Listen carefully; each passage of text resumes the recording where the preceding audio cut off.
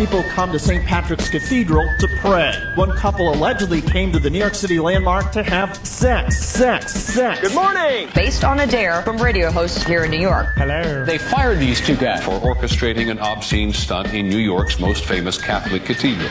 Shock jocks Opie and Anthony had encouraged the couple to have sex at locations where a producer was waiting to call in the play-by-play. Opie and Anthony were fired and their nationally syndicated show canceled. Did these shock jocks simply go too far? When they crossed the line? This is outrageous. Oh, dear. What are you, stupid? Huh? Just when everything was going good. Greg Opie Hughes. I like yam bags on the tool. And Anthony Cumia. I'm hoping for a big, fiery rear ender. Broadcast an outrageous live account of a couple allegedly having sex right in New York St. Patrick's Cathedral on a holy day of obligation. Presided over the slaughter of a wild pig. Closed down San Francisco's Bay Bridge. Encouraged teenage girls to run naked. And invited listeners to compare the taste of eggnog and urine. You're screwing everything up. Shock jocks. Not only does it involve obscenity in the most extreme form, the nerve of these people to actually have it as a setup. No crap, Sherlock. Die. The Opie and Anthony Show. Shit, piss, fuck, cunt, cocksucker, motherfucker, and tits.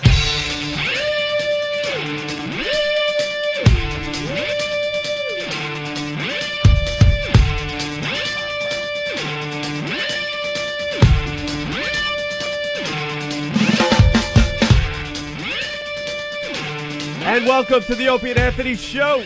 Hello. How's the mic levels today? Still figuring that one out? We're still trying to figure out this space age studio that we're broadcasting from. That's good. There we go. That sounds better, right? Better in my ears. Day 2 of the Opie and Anthony Show on XM Satellite Radio. Want to say hi to everyone that turned on their radios yesterday. Yes. That's the cool thing about XM Satellite Radio. Every single day, our audience grows bit by bit. More listeners, more gooder. As the virus slowly but surely spreads. Yeah. And someday, we will be on top again. Oh, it's going to take some time, and we know that. Oh, yeah. It's a slow build, a slow climb. You know, just getting used to this facility is a bit much, I must say.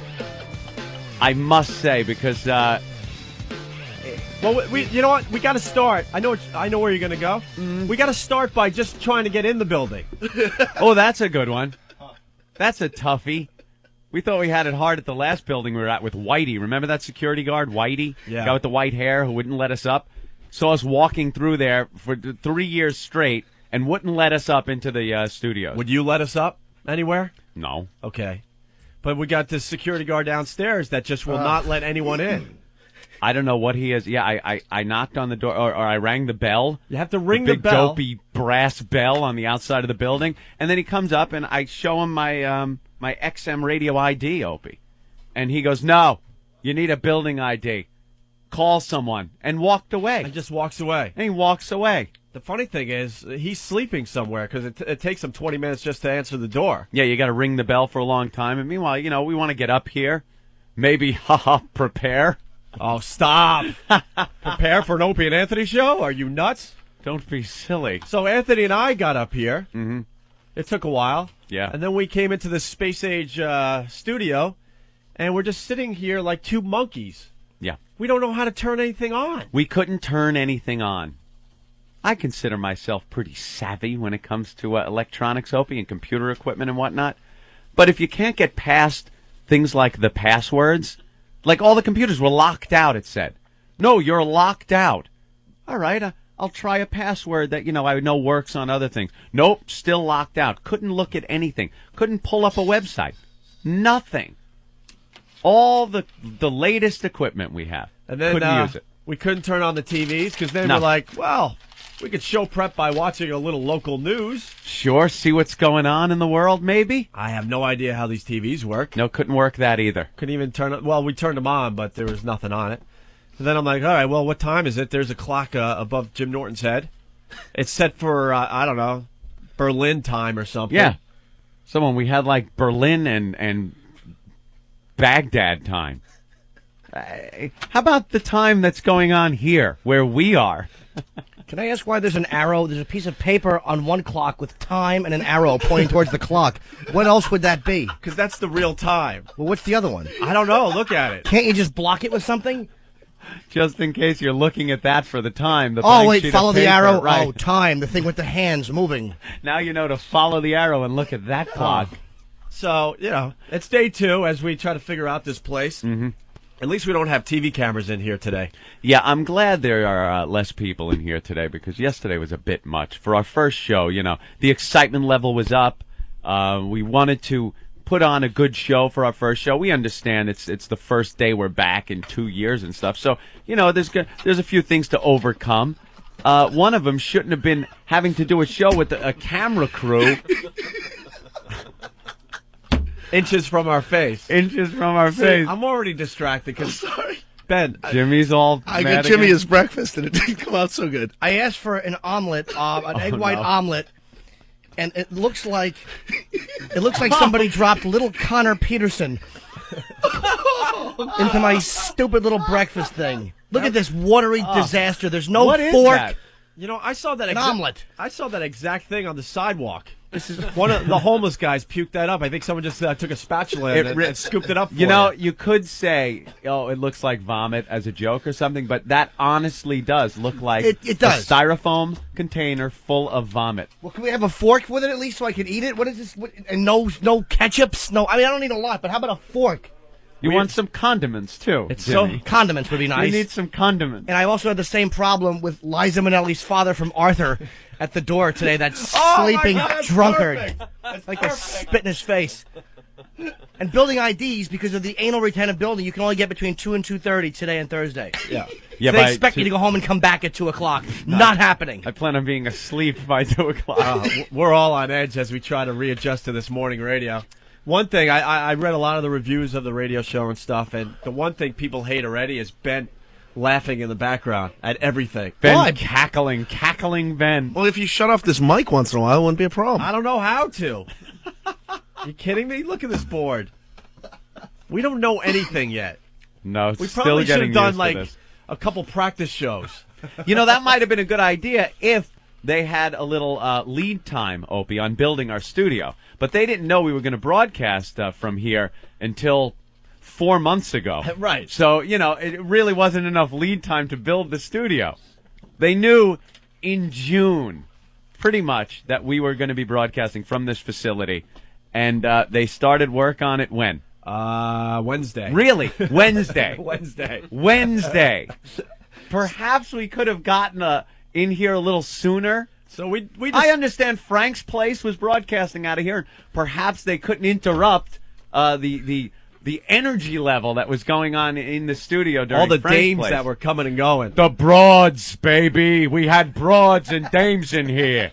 How can we do work with nice tender pins walking back and forth, baby? Yeah, so maybe that was the reason the studio wasn't worked on. So we decided to just throw ourselves out there and go, well, we'll make do with what we got so far. Sure. People are pissed off that we only had one sound effect yesterday. Got a few more today. We do have a few more. I wouldn't worry about it. All right. Also, Ben saw people effing on the way in today? Yeah, it was 4 o'clock in the morning, I live downtown, so it's not a big surprise. Yeah. Walked by a steamy SUV with 50 Cent playing, a guy banging a chick in the back seat.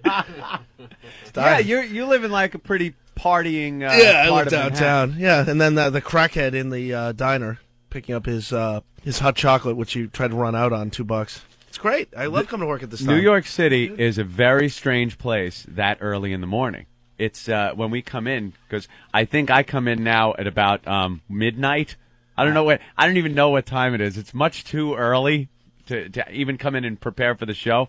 And during the day, Manhattan is pinnacle of the free world. But at that hour, it is the sleaziest place. There's people that might as well be dead laying on the sidewalk. They're homeless guys just laying down. They find a subway grate and go to sleep. People screwing in their vehicles after a night of partying. Crackheads in the deli. You go in and try to get a bottle of water or something like that. You're in fear for your life. There's a guy in there. Give me a hot chocolate with some whipped cream. No, more whipped cream. What's the matter with you? Who are you? Who are you? No, and then he grabs it, and what? He tried bolting out on it, Ben? Yeah. The guy's bolting out on, what, $1.50 cup of hot chocolate? It gets even better because he kept looking at himself in the mirror, and the poor guy behind Yeah, the because deli. he thought it was someone else, all paranoid on crack. That guy looked like me. And he's like, put some more whipped cream. Put some more whipped cream. Then he takes the whipped cream and starts pouring in his mouth. I was like, Oh, that's good. That's classic. Yeah, that's wonderful. And then you got the puke cleanup crew. You notice that on the sidewalk? Oh, with the hoses and the bleach. All the restaurant guys just hosing down the front of their establishments. Yeah, anyone with Getting a rid of the puke. business in New York has to go out at that hour and hose down the night's horror show that has been just upchucked all over the sidewalk. And the garbage that's put out from the restaurants and the rats that are eating it. So everything smells like either bleach or vomit or a little bit of both. And that's what you get. That's now our eye-opener in the morning. Used to be coming in, it was afternoon, so you'd get hot chicks in their smart business suits going to work, hot chicks shopping, maybe the businessmen going to that business lunch. But now, I'm going to be manic depressed after doing this for a week, just looking at the horrors of our society walking the streets of New York City and laying in their own vomit and feces. Absolutely love it. This is all ride around time for me. I'm always up at this hour. You are, yeah, because Yeah. you're a comic, so you're doing your gigs, and then after you're done, you find yourself a hooker. I'm always riding around, just pinching the shaft, looking for somebody. Believe me, you know how many hours I've spent riding around at this time? Where are the hook? You know something? I might sound naive, but I'm usually not up at that hour. I don't even know where hookers are in New York City. Usually in the 40s you can get them, but they're in cars, so you have to kind of be aware of that. Hookers in cars. No, that's the new thing. Well, for years they've been doing that. Yeah, for really? years. It's genius, actually, because it's harder for the cops to get them if they're riding around. In my neighborhood, they put their business cards on all the cars. Oh, I know a business card. That's pretty They put fancy. business cards. You're looking for a date, you call blah, blah, blah. Oh, Yeah. like Vegas. And when you go to Vegas, they hand you these little business cards. But They really? roll all But it's over, on yeah. your windshield. Then you call the number, and I guess what? They drive up, and you do your action in the limo or I something. can honestly say I've never paid for sex in my life. I swear. I never have. Anytime So you I have don't to hear a know woman any- talk after it, you've paid for sex. Very good. Awesome, man. I don't know. I'm so paranoid, too, I don't know how you do it. Like, I would be scared of getting busted. I watch too many episodes of Cops. I love the show. And when they, the guy is coming into the hotel room and the cops are waiting in the bathroom to come running out and throw him against the wall and make fun of him, it's frightening. Because he goes into the hotel room. I never do that. I either go on Craigslist and I have them come to me, or I pick them. I never go into a hotel room like that. No? Nah, rookie mistake. What, That's begging really? for a bust. Yeah. What are you doing in the car? You get in there and where Usually do you my go? apartment. Where do you park? You will find a Oh, nice you take dark- them back to your place? when I can. I live right there, so I'll just go. Hey, it's a little bit safer to go to my place. And they're like, yeah, no, they don't I'd get be busted. I'd be afraid that her pimps were going to come back and just roll my my apartment. Now I have a doorman building. I mean, it's a little bit harder to get up, and there's nothing in my. What are they going to take in my apartment? My signed Sabbath picture, the Your shot duvet? of exactly, yeah, which has candle wax, which looks like other stuff all over it. Awful. Does the doorman know what you're up to? Yeah, it's, his name is Teddy, and he's like a little Asian guy. And Look he's at Jim. What does the doorman think? He's picking up chicks every night? Oh, Jim. Yeah, he's a little creepy weirdo. He must have some line. Yeah, how much? Yeah, I bring a lot of them over, and the guys kind of know that I always have massage girls and stuff coming over. It's Yeah. just, I'm a filth bag. You really are. Dirty God, little I'd be boy. so paranoid though. Can we talk about that as I hold this up? The fact that there was a prostitute that lived down in the same hall as me, yeah. Get outta She lived here. like 5 doors down in my building, and yeah, she would come over. That's handy. Oh, it was fantastic. It really was, and she would just come over for $150, full service, everything. $150. Yeah, she wanted 400. This is how I caught her. I kind of suspected because she was really hot and she was talking to me, and I'm like, she's got to be a prostitute. So she gives me her number, and I Google it, and I see her under an escort ad. Oh, look how smart you are. Yeah, and I call her, and I'm like, so how you doing? And she's like, all right, baby, it's $400 for the hour. It's $200 if you want just head, blah, blah, blah, whatever she said. And I'm like, oh, this is Jim from down the hall.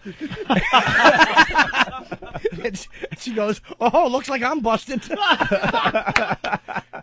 Silly goose.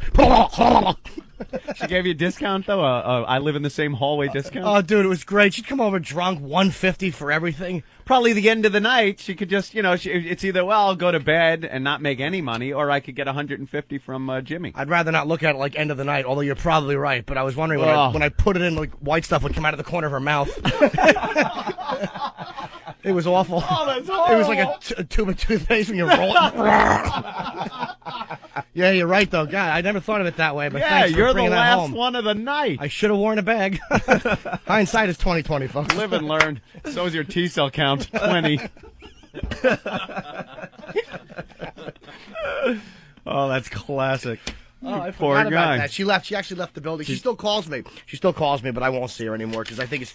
I know I feel it's stupid, but she drinks so much, and it's like, I feel bad contributing. You don't like her them being that drunk? No, I feel I know she's a mess, and when I know somebody's a mess, I can't contribute to their downfall like that. Like I like to have the illusion that they're putting themselves through school at age 40.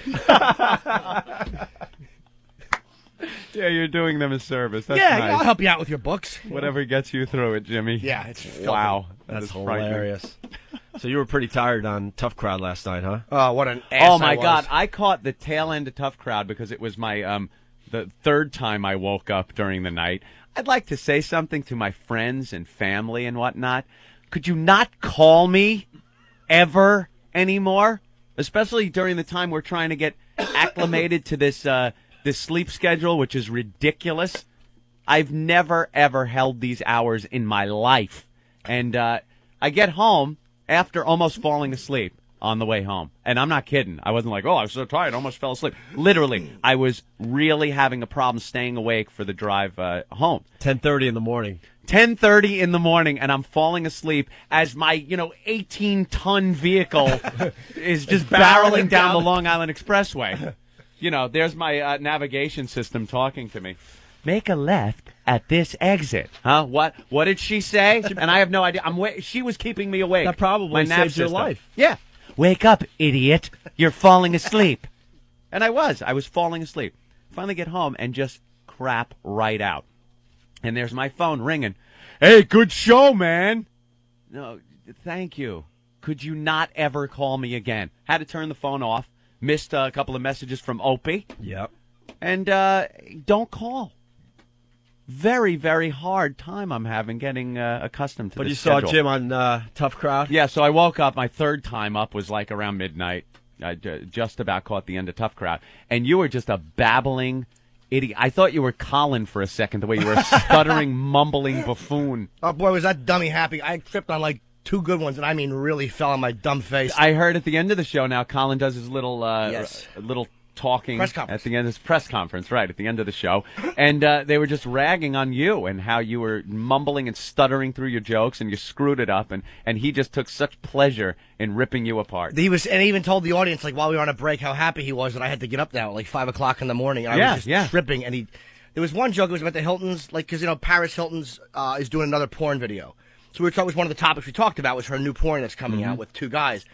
And the joke was supposed to be 2 guys. Yeah, which should be a all right. thing. We're gonna on the have rotisserie. We're gonna have to talk about. I don't know, to be honest with you. I haven't seen it yet, but I imagine. I mean, unless there's one I guy love a porno with a chick on the rotisserie, man. It really is just completely Right on the humiliating. spit. Yeah. Right on the spit like a suckling pig. Don't you love it? Here's a little special barbecue sauce, honey. Ouch! Ooh, ouch! Ooh. Do you find her very hot? Paris Hilton? Yeah. Oh, without a doubt, yeah. Because some guys think she's too skinny. No, she's great. Yeah. She's fantastic. Yeah, that is pretty good. And she's doing another porno. It's exactly what she should be doing. That's exactly what she has to contribute. What can I do? Lay on your back, relax. There you go. Open those. Good girl. And she also said the N-word. Did she really? Yeah, that's the big story in the paper today. Nicole? Is it? Paris. No, I mean, what was the N-word that she said? I was making a little Nicole Richie joke. Maybe it's all that cold medication got you down. I know, you see this mess over here? I faked it pretty good yesterday, but I'm done today. Yeah, Opie's got a Dwayne Reed in front of him. Oh, it's revolting. Halls, a little yogurt, some chloroseptic. What is that? Dayquil? I got Dayquil. Lip balm? Lip balm because you get dehydrated from freaking sneezing so much. A lot of liquid in your snot? I got the Visine for the red eyes. I got the Tylenol for the freaking fever. I got the Dayquil that I was on all day yesterday. I got the Halls for the throat, the Chloroseptic. You were the one who gave me this crap. The Chloroseptic? I was saying don't do the Chloroseptic because it gives you, like, trench mouth. Yeah. It's disgusting. But it helps to tickle in the back of the throat. Ah. And then another roll of toilet paper, which will be gone by 10 o'clock this morning. All you're missing from that little collection is tampons and AZT. I know, it's so pathetic. It really is nauseating. I really can't defend that at all, but... This is one of the worst colds going around because I had it last week. When we were doing the promotional tour, Anthony was sick. Oh. And I was thinking to myself, oh, God, if he's sick, because Anthony never gets sick. It's coming my way. I know it. Yeah. And sure enough, the worst timing ever. We start the third stage of the Opie and Anthony show, and I am so out of it. It's not ill-fated. I know where I caught it from, too, at Mohegan Sun, handling those disgusting chips from those old people there. Ugh. Those disgusting old sniffling, ugh. And they're holding the chips. And, of course, it's going from one person to another, One person loses $20. You won $20? The dealer doesn't put it back in their stack. They give you the old snotty chips from the person next to you, and then you got them in front of you. I never thought that. It's disgusting. So it's not going to stop me from gambling. No. It's wonderful. Never, But ever. I'm sure that's where I got it. And I had a fever about a week ago. I had a fever that... And I never get fevers, man. And I wound up getting fever junk. You know what fever junk is? What? It's when your body is hot. I had a fever. It was over 101. Which isn't that bad, but it's a fever. Your body tries to regulate the temperature, and if you know anything about the reproductive system, your testicles hang out of your body because the temperature has to be less than body temperature to make your sperm cells. Is that why they hang outside? Yes. I didn't realize. I thought that was just to humiliate a girl when you put them on her nose. All right, see, you learn something every day. My apologies. Yes. I believe they have to be somewhere around 96 degrees to produce sperm cells. I've had the fever junk for the last 2 days. So when you have a fever, your sack is hanging low, man. They're like click-clacks. It's like you take 2 click-clacks. Remember that old kid's toy? The click-clacks? Now take it and get a fruit roll-up. Put it in the microwave for 3 minutes. Now stick the click-clacks in the fruit roll-up and hang it between your legs. That's pretty much what my sack was like. Sticking to my thigh. And then your junk itself, your schlong, kind of hangs down too. It looks very impressive when you go into the bathroom and look in the full-length mirror. You're like, wow, you got porn star junk. But it gets annoying when you roll over in bed and it's, your sack is touching your ass. How did that happen? It's fever junk. It's all hot and bothered and trying to get away from your body. Eventually we're going to have to do what do we learn on the Opie and Anthony show? Fever junk. Fever junk. Half this stuff's still not set up. We don't know how to print out feedback yet. We got an FU line that still doesn't work. So it's a work in progress, It's a work in progress. Like we said, they didn't have enough time, 4 months, to get our studio in order. And Ben and Steve are going to probably brawl by Friday, I think. Oh, these two? Yeah, that's a match made in heaven, man. Steve could kick my ass. I'm not even gonna, try and fight him. Did you even have to say that? Yeah. It's like, hey, by the way, guys, Steve could kick my ass, in case you didn't know. I don't know if Steve has a listening problem or he's just deaf. No, I am partially deaf. So that's definitely I don't like that Steve could just talk from another room. No, it's just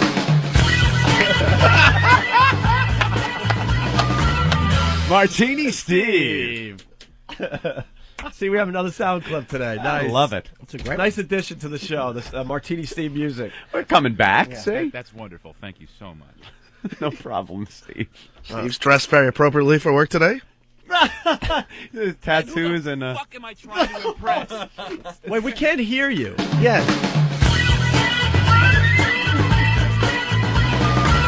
Your audio is low, sweetie. Is it really? Yeah, I'll say. It's real low. Really? Yeah. That's odd. How's that? Oh, there we go. Take those thick Lebanese fingers and turn the... So, Ben, how is Steve supposed to dress?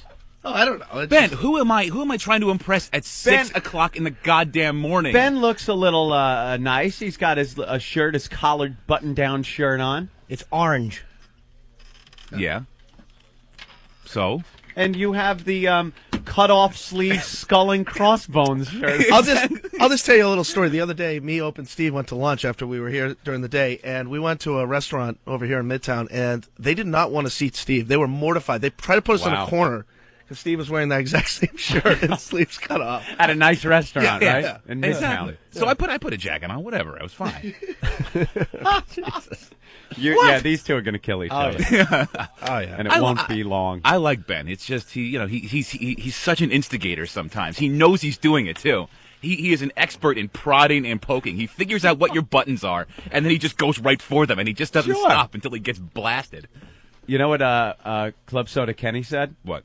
He goes, Club Soda Kenny loves pulling gags on people all the time, on perfect strangers. You know, he'll be, excuse me, you dropped something. And then the person looks around like they dropped something, or just go, miss, and then not look at the person. The person thinks you were calling them. Those fun little gags. He can't do it in front of Ben. He said to me, I can't do it. I said, why? Because Ben will go right up to the person's face, point at them, and start laughing hysterically at the person. You're going to get killed someday. Kenny's too funny, though. We were in Boston on Newbury Street, and the Yankees were in town, and he's screaming, look, it's the fucking New York Yankees! Out in the middle of the street, people were just mortified. That was one of the funny ones that he pulled. They love him in Boston. Yeah. All right, I'd like to go to the phones, but... problem? That's today's problem, yeah. The phones? Yeah, I can't click on phone calls. So. Are you on the proper screen? Oh. No? Uh-oh. At least you can't throw this one through the wall. It's just a monitor. I know. All right, we'll have to work on that problem. Why don't we take our first break? Do we have any sponsors yet? I don't know. Day 2, no sponsors. Steve, no sponsors yet? Do you know what a party it's going to be when we get our first sponsor? Do you understand the attention we are going to give the first sponsor? Can they even grasp how we are going to sell their product, whatever it is? I thought that guy wanted to sponsor the rape brick yesterday. What about Schwantz cream? Stuff that makes your junk grow without a fever. Ooh. You know? Where did they go? Where's the false pills that grow hair on your head? Or something? Where's the stuff that makes your man goo taste like fruit flavors? Where are all those fun products? Just think, if the first sponsor on this show will get such attention. A lot of attention. Stuff will be flying off the shelves if it's even sold in stores. Usually it's over the internet, isn't it? Usually it's illegal stuff. It's illegal. There was available from Canada. There was a time that I had pointed out to the WNEW staff that we had advertisements for a escort service. Oh, right, yeah. They had no idea. Didn't they pull that after like one day? Yeah, after we told hookers. Them. Yeah. We were advertising for hookers on our show. Only the best for the Opie and Anthony show. Only the best. Remind me to tell you the story of when I was in Dallas and I got in trouble with one of the Pugs and Kelly whorehouse sponsors. Oh, they sponsored a whorehouse? Well, whorehouse was one of their advertisements, Ran ads? I don't know why I said remind me to tell you instead of just telling you like it's a big teaser. Don't get out of the car, folks. What a fucking dullard. Forget it. Just move on. I'm sorry. Yes, you are. A little radio tease. All right, we're gonna take a quick break here. I don't know what they play during the commercials. I think it's not commercials. I think they just play comedians and stuff. Hang in there, folks. On the way, Club Soda Kenny's checking in. Also, I think we got the wiffle ball bat today. Oh, if we could get a girl if we could get a girl. It would be nice just to stop right there. It would be nice just to get a girl in the studio. To break in the new studio. That would be very, very nice. Yeah. One girl showed up with the inappropriate bells yesterday, but she was too scared to come in here. I didn't even see her. No, I know. I saw her. Where are the bells? I need at least one. Oh, there's one. Okay. All right, so we got that. Also, Anthony, we're gonna bring one of our bits back today. Which one, Opie? That was taken away from us. It was taken away before we even got fired. Yes. Yeah, I remember this. Well before we got fired, we were having such a good time with it. And, of course, we were having much too much fun. Our listeners were enjoying it much too much, so management had to take it away, of course. And that is What's in My Pants. I love What's in My Pants. Looking for the ladies to call to play What's in My Pants this morning, okay? And when we come back, our first review of our new radio show. Yes. In the newspaper today, in the Daily News. In the Daily News, David Hinckley wrote about the Opie and Anthony return. XM rated is the headline. Oh, ho, ho. Kind of like X, but with an M. So we'll get into that next. Shut your mouth! I said Shut your fucking mouth! I masturbated so hard, I almost broke my vagina.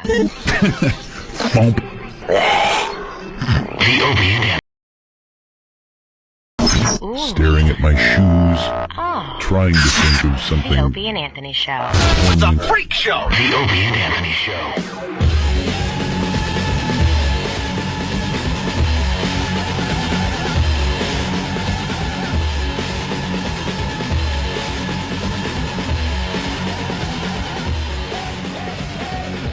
You're checking out the Opie and Anthony Show. We're back. All right, I got to choke down a banana and 1/4 of an onion bagel. I kind of miss those 20-minute commercial breaks where we could that you get on regular radio. Drink 2 full beers and play a game of foosball. Yeah, you could go in the back office and F a whore, and then come back and continue with the show. Now it's like, I just need to dump. I want to dump. I need to dump. Opie was filling us in on his dump schedule earlier and said that you hadn't in how long? I'm up to 2.5 days. 2.5 days. I think it gets toxic. Third day. Wow. That's packing. You know what? That's gonna leave a dent coming out. Yeah, I don't care. I just need to blow it out. Hurt. Man. It's gonna be dark, like really dark, like just filled with blood, sick log. Oh! So if I run out of the studio, I'm gonna have to, just because I have to take care of this. Really? Why don't you just find a Sinatra album to take a shit on? I hear that guy's really happy with our presence. The Sinatra guy apparently hates our guts. How do you know that? I don't know. The word around town is he's not too happy with us. Word around town. Word on the street. Yeah. Oh, everyone's been just so nice here so far. I haven't experienced it. I'm just speculating. I hear he doesn't like us. Let's give it time. All right. I think we got the instant feedback working at. Yeah, Fast Freddy from Jamaica Station says, Aunt never paid for sex? What about the $15 million you paid to that fat F Dominic Barbara for the 3-way? Ow. Fast Freddy. Ow. And Phil from New Orleans saying New York City at 4 a.m. Sounds like watching Disney workers after a ride disaster. Just hose it off and start again. Nice. All right, let's say hi to Club Soda Kenny. I think we got the phones working. Kenny! Good morning, sunshine. How are you, sir? How's everybody doing there? We're doing okay, Kenny. Very good. Let me tell you, it's so exciting that you guys are back. Well, thank you, Kenny. We're very excited to be back. And I don't want to get off the topic, but just a word of advice for Opie. Yeah. If you're a little constipated, you got to stick a finger in there and loosen things up. Oh, jeez. He's right, actually. No. What do we have, an intern? Have him do it. Yeah, you loosen things up a little bit. Get things going. Thanks, Kenny, for that. Ugh. But listen. Over-the-counter stuff. You need some Metamucil. I just need to bless go, Anthony, man. Cute little Anthony. Thank you. Kenny, when are you coming in? I don't know. I'm talking to you now on the phone. I know, but I like to see you when I'm talking to you. Well, what are you doing Friday night? Albany, the Palace Theater. Funny you should ask, Ken. Oh, wow. That really has to stop. Plug whore. Kenny asked me. I answered. I'm friends. The plug whore. Well, Kenny, what do you got today?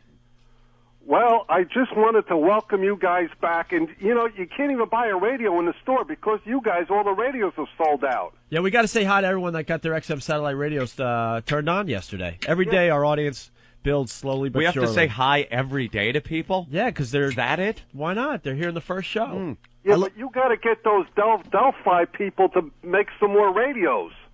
Yeah? They obviously move slow in that country. What country is What country that? do they make them in? Delphi. Delphi's a country? Well, isn't it? They make the radios there, those people. What is a Delphi? Is that a satellite radio? I wouldn't know. Sure. Oh, I've heard of them. Why wouldn't you know, Jimmy? Who knows? Because apparently, UPS must have lost that package again. I had to go down to Bob Kelly's apartment, who's becoming like a girlfriend, and I ate and listened to the show yesterday. While Bob sat there shirtless, looking like Dr. Evil, that shaved, awful, bald head of his. That creepy oddball. Jimmy doesn't have a radio yet. I don't have one. What's the problem? I wouldn't know. They took my address. They're like, "What's your address?" I gave it to them. Figured my XM would be waiting for me as soon as I got home.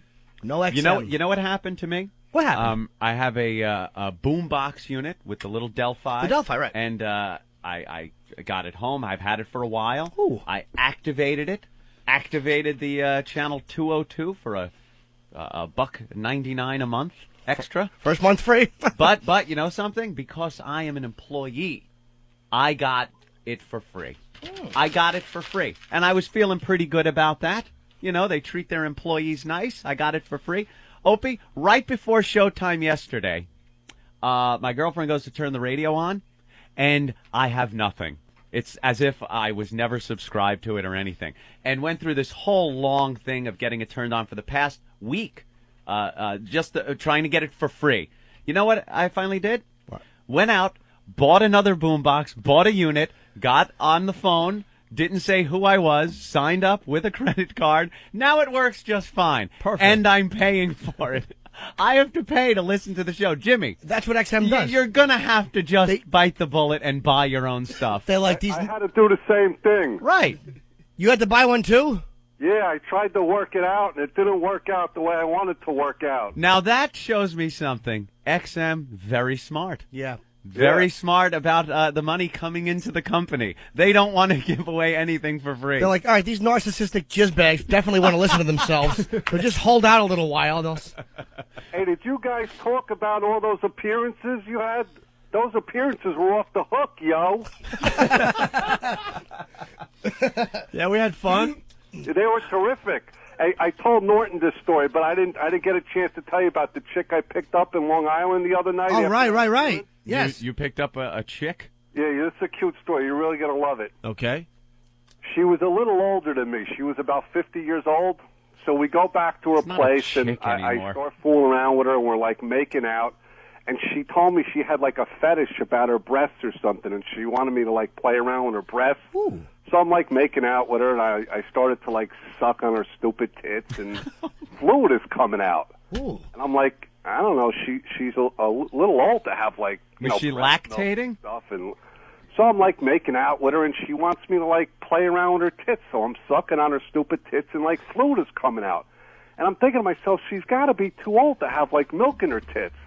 So I finally couldn't take it anymore. So I asked her, I go, you know, what, aren't you too old to have, like, milk coming out of your breast? And she goes, yeah, but I'm not too old to have breast cancer. Oh, my. Oh, my God. Wow. That made me happy. My first apology. I'm sorry to anybody who had to hear that. I was sorry, too. That is not right. Thank you, Kenny. I couldn't help it. Did you have anything else today? Didn't you have a poem or something you wanted to do? Well, I got a musical tribute to welcome you back, but that's like the grand finale. I'm building up to it. Oh, no, I think it's time for the grand finale. yeah, I think it is. No, one more thing I got to just discuss with you. Yeah. On Norton's blog spot, did you know he paid me a big compliment? Did I? What did I say? You wanted to rate my face in Boston. Oh, did I say that? Yeah. I'm sorry. No, I really, that's special. You don't say that to too many people. No, it was something about, Ken's mustache and, Yeah. he's sinking. Yeah, like he went to that strip club and it didn't work out because there was like the 2-foot rule. Oh, wow, yeah. So he was thinking of raping my face, but, you know, you didn't knock on my door. Well. Yeah, we went to a strip club that has a 2-foot rule. You can't, Boston is just screwy. There's some real screwy things going on, and I guess it's all in Massachusetts. They make up these ridiculous laws. You could go to a strip club. You could drink in the strip club. You could see completely nude girls as you drink in the strip club. Sounds pretty good. There's a 2-foot rule that is strictly enforced. You cannot get within 2 feet of the girls. What is that going to do? Like, how did they make that law up? You want to sit there. If you want to get a lap dance, you want the girl to be on your lap. You want her to be, moving and grooving in your lap, kind of brushing against your junk with her thigh and ass and stuff. But there's a 2-foot rule. It wastes. I was watching people get lap dances going, that is a complete waste of time. It's not even a lap dance. It's more of a vicinity dance. You just kind of sit there. Maybe that would have been funny if I said vicinity and not vicinity dance. Rotten stroke voice. But they needed the 2-foot rule because that's the size of Norton's mule. My mule is thick, nice. I mean, it's not quite Anthony's fever junk, which is hanging and smells of onions. But you know, even if your junk is huge, it could only get within 2 feet. I don't like any lap dance where I have to get up to punch her in the face if it's not good. That's a little rule. Well, violence against women humor right away. Awful. All right, Kenny, the grand finale. Okay, you ready? I don't know, I guess. Welcome back. Your dreams were your ticket out. Welcome back to the same old place that you laughed about. Well, your names have all changed since you hung around, but those dreams have remained and they've turned around. Who'd have thought they'd lead you? Who'd have thought they'd lead you? Right here where they need you, right here where they need you. Oh, they tease you a lot 'cause you got 'em on the spot. Welcome back, welcome back, welcome back, welcome back. I'm a police officer. Nice. Yeah. Uh-huh. Or, you know, we could do Emerson, Lake, and Palmer. Club Soda Kenny, everyone. Thank you, Kenny. Phil from Boston went to Best Buy last night to get another XM home kit, and they were completely sold out of the 40 roadies and home kits. Now, after yesterday's horrendous show, I know it can't be because of you guys. Welcome back. Thank you. All right. Still no girls calling, Anthony. We want to do what's in... oh, right. Guess what's in my pants. Guess what's in my pants a little later on. Maybe some of the girls don't understand the concept of the little fun little feature. No, I think they understand. I just don't think they're listening to us. That's not true. That's not true. They love it. The girls love it. You're blonde and handsome. Remember we used to need an incentive to get girls involved with the program? Some kind of prize or a giveaway? We don't have... Do we have giveaways? I don't think we have anything. Ben? And don't suggest satellite radios because if they're listening, they have one. Exactly. Yes, Steve? Oh. Yeah. I told you to remind you when your levels were low. People are calling in and saying they can't hear you. Hear who? What? Hear who? You. How are my levels? Yours are surprisingly good. You've paid attention to what I told you before. They before. were actually very low yesterday. Bob Kelly and I noticed as he was shirtless. How do you tuck in a shirtless... I'll tell you one thing. Steve is really loud. Yeah, like so loud that I can't even keep my blowing out our headphones eardrums. And the reason they can't hear me is because I haven't really talked today because I can't. He's not feeling well. Okay, I'm sorry. All right, go back to your Thank booth. you. Like that mic has to be turned down at every occasion. Steve. Well, which mic is that? It's that one right there. This one? No. No, I think it is that one. All right. We have our first review, Anthony. See, we could just keep going with the radio show. I kind of like this. True. Right about now, we tease this and...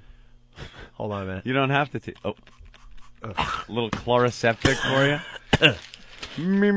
Yeah, the first review of the new Opie and Anthony show. This was in the Daily News today here in New York City. Mm-hmm. And David Hinckley wrote this. I don't think David Hinckley has ever been a fan of our show. Really? I don't think so. He seemed very cordial at the Hard Rock when we announced we were coming to XM. I think he likes old school stuff, though. Well, that's obvious. I think he would like it if radio never changed. He's an old school stuff. He's pretty old, so he kind of likes the older stuff. You know, where they just play the same music over and over again and, you know, talk about the music. Yeah. Those were the golden years of radio. He likes writing, you know, around Labor Day, who's doing the Firecracker 500 or something like that. That's like his cup of tea. Yeah. We're not his cup of tea. But with that said, he didn't blast us too bad in this. The headline is Opie and Anthony return, XM rated. Naughty Boys Opie and Anthony resurfaced yesterday. Are we naughty? You are. Fresh as paint. That word annoys me. Hold on a minute. Is Chip a girl's name? Look at the commercial on TV for the station we used to work at. Oh. They have $100,000 to give away, and RuPaul. Oh, speaking of what's in my pants, RuPaul, the new morning host over there. I've played that game with a few RuPaul-esques young ladies. They only lost millions upon millions of dollars after they canceled our radio show over there because they had such a better idea with this Blink crap. Dude, it was so intriguing. They painted everything pink. You just had to know what it was about. We got to explain this to the rest of the country. We get canceled. We were kicking ass here in New York and many other cities. They get rid of us, and they come up with this concept called Blink 1027 or something like that. Had a pink logo, and it was supposed to be a channel dedicated to women, I guess. Dedicated to women. The logo looked like a tampon box. No joke. I'm being serious. It looked like a tampon box. It said Blink on it. And then they did like entertainment features and gossip features, but when they were gossiping, they weren't really gossiping because it all had to be nice and PC. And it was like a cross between Lifetime and the E! channel. That's pretty much what they were going for. It was a complete disaster. Mm-hmm. And John Sykes continues to work for the company. Yeah. That was his brilliant idea. The View. After he decided to not stick up for us and then go into his office like a little coward. Yeah, that and was have a the great lawyers idea. fire us over the phone. Yeah, that's what you want from your executive, a guy that runs away when the going gets tough. But they lost millions and millions of dollars on that disaster. Ouch. Anyway, Chip. Chip, what's up? Not much, man. What's going on? See, he wants to play What's in My Pants. We really need a girl to call. Need a girl. To break in our old feature that's going to be new again, What's in My Pants. 866-WOW-1-WOW. All right. So David Hinckley in the Daily News. Opie and Anthony return, XM rated. Naughty Boys, Opie and Anthony, resurfaced yesterday, this time in the no-rules world of satellite radio. No rules. And they likely astonished some critics by not immediately turning the airwaves blue. Anthony and you and I were under control yesterday for the debut of this new show. We didn't really curse. Everyone else completely out of control. Ben let the F word fly a million times. And pretty quickly. Frenchie let the C word fly a million times yesterday. I know. I wanted the FCC to step in and regulate Frenchie yesterday. That's how bad it was. And the callers completely out of control yesterday. Mm-hmm. Mother effer, you effing C. I don't think we've had A. one caller that hasn't cursed yet. Oh, they're so excited about cursing. They just, I know. Kenny didn't curse, did he? Yes. What did he say? Tits is but you can say that on Comedy Central. That's not that bad. Considering the freedom, just to say tits, that's not bad. You can't say tits on Comedy Central radio. Quite frankly, given up on any kind of regulation. No, they haven't. Them and FX. Try writing an Act 4 for Tough Crowd and getting it through without standards traipsing on you. Ugh. Really? Rough, yeah. Rough. Because they were playing like Chris Rock unedited. And South Park, I mean, they used the C word on South Park. In society, you can only curse if you're a cartoon. I mean, that's is that the rule? Well, as an official ruling? As a country, yeah, we're a dumb country. Yeah, if you're a cartoon, you could get away with murder. It's not a real person, because the cartoon draws itself. All right, so we astonished some critics by not immediately turning the airwaves blue yesterday, Anthony. But the hot talk host tells how old he is right there. Oh, working blue. Hell, is it the 30s? But the hot talk hosts off the air since they were kicked to the curb by NEW in August 2002 for saying that two of their listeners were having sex in St. Pat's Cathedral were not reluctant to flex the freedom they now have on XM satellite radio. Mm-hmm. Four-letter curses. Some of these words are tough to say when they're cold. Flowed freely in recorded bits and calls from listeners who far more than the host seem to love hearing dirty words. There you go. The listeners, they love the dirty words. The show started with a rapid-fire recorded recitation of George Carlin's famous 7 words you can't say on the radio. Mm-hmm. Opie, Greg Hughes, and Anthony Cumia said several times the show doesn't yet have its full rhythm. That's the truth. Mm-hmm. We're still working out the kinks here. But it still had the familiar loose feeling their young guy audiences love. Loose.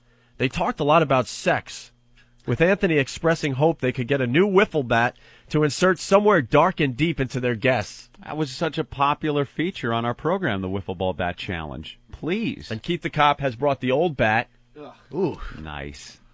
Yeah, when we were giving everything away from the studio the last time, that was something that I grabbed, and I knew it would be a returning feature because it was such a big hit with the listeners. We couldn't just give this away to some random listener. I like how Keith had faith that the program would be back. And he took it and held on to the wiffle ball bat until we did return. I won't lie, I did put it on eBay, but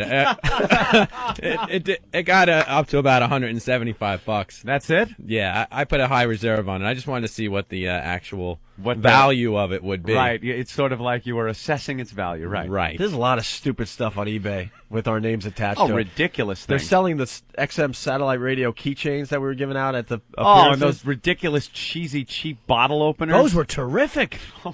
Yeah, they were getting to about $12-15 I saw on eBay. I was upset I didn't grab a handful of them to throw up there. Look at that. Now, is there moss growing off this bat? I do. I have the the original bat, and now I have a new one for the new program. All right, very good. All right, we'll have to bring that into the studio in a few minutes. The original should be hung in here, by the way. Yeah? I'm a firm believer it should be hung in here to make every other host look at it. No, I think this is our studio, though. I don't think anyone else broadcasts from here. Really? Oh, well, then hang it in someone else's studio then and make them leave it there. We really got to get stuff up on the walls here. Yeah, that reflects our personalities and Olsen Twins sexual posters? problems. Olsen Twins? No, you know something? I used to. I used to have the Olsen Twins. Remember, in our office, I had the poster hanging up when they were all hot, before they turned 18, and something went horribly wrong, and they look like little hobbits now. They look awful now. I don't know what happened. The one kind of looked good, all skinny, but now she's all plumping up again. Lindsay Lohan. Yeah, she's my new favorite. All right, so David Hinckley writes, they talked a lot about sex, with Anthony expressing hope they could get a new wiffle bat to insert somewhere dark and deep into their guests. They blasted Howard Stern as a whining hypocrite. They said WNEW's parent, Infinity, once asked them to sign a contract that fined them $100,000 each for mentioning any other Infinity personality, including Stern. Payable to me, Robin. Imagine we had to write a check to him. Whining hypocrite. And if I'm not mistaken, wasn't that supposed to be for like the rest of our lives at one point? Yeah, I like think we it could was... be in an old age home, blasting Howard or the company, and a lawyer could just happen to be there and tell us that we owe him $100,000. Yeah, pretty much. I was going to buy my little rascal with that money. They also assessed the physical assets of Stern's daughter. Yes, we did that. And it says, I haven't seen a picture of his daughter. You haven't? No. She's got a big set of cans on her. I saw a picture, like there's one picture of them hanging out, both of his daughters hanging out at him with him at a bar or something. That's been making the rounds on the internet. And they're a little chunky. But the one has just got this great set of cans on her. You could just picture flopping it out and going to town between them. You didn't bring them to the Billy Joel well, wedding? I'm at the Billy Joel wedding. Perhaps a black guy's doing my daughter. Robin. Yeah, did you see that in the news? Used to be great news. Howard News used to be fun and, like, great, and you'd be like, wow, that was kind of cool and stuff. But these days, it's like Billy Joel, 55, married Kate Lee, 23. Nice! Nice one, Billy. You gotta like that. You gotta give that to Billy Joel. I'm sure it's because of his personality. Yeah, it's who he is and his looks, maybe. I think so. Maybe and his driving skills. Maybe she enjoys driving into houses. Well, they got married at his Center Island, Long Island estate. After dedicating Try a Little Tenderness to his bride, the Piano Man launched into a dozen Motown classics, backed up by young rascal Felix Cavalieri. Yeah. Getting Down. Now, Getting Down were... Does that mean dancing to this? They were getting down? They were boogieing in the night away. Was Alexa, his daughter, Christy Brinkley, his ex-wife. Yeah, he still hangs out with his ex. That's the weirdest thing, man. I could not imagine that one. Oof, oof, oof, oof. Howard and Beth Ostrowski, Paul Reiser, Don Henley, Jimmy Webb, Phil Ramone, and Andy Lack, all getting down at the wedding, at the Center Island, Long Island estate wedding of Billy Joel. Ugh. Give me a break. What happened to the old days? I'm staying in my basement and going through pornography. Now it's out to the Center Island for Billy Joel's wedding. Yeah, everyone's regular man with his model chick. What the hell went on there? God. But apparently he left his daughters home. No, it's not a male model. Stop it. All right, more of this review from David Hinckley in the Daily News. Mm-hmm. They reiterated that the Sex for Sam contest that got them booted from WNEW wasn't nearly the outrage it was portrayed to be. Then Anthony joked that on satellite they might expand the idea maybe into the Muslim world. We could do Sex for Allah, Anthony said. No, I didn't. I only have like 3 lines on this radio show. One of them is that we want to do a new contest called Sex for Allah. They always get our quotes wrong in these articles.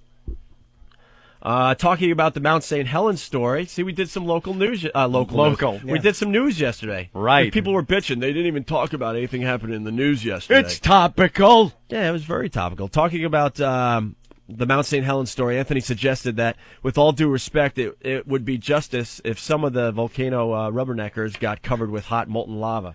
Did I say with all due respect? I don't think so. I don't think my quote was with all due respect. I think I said I hope they get covered in lava. I don't think any due respect was there. Yeah, I don't think you're some awful, like, extra from The Sopranos. You know, with all due respect. All due respect. You know. Well, Godfather, I hope they get covered in lava. This I cannot do. My daughter, those two men, I want them covered in lava. This I cannot do. Oh, you should see the volcano I built for you.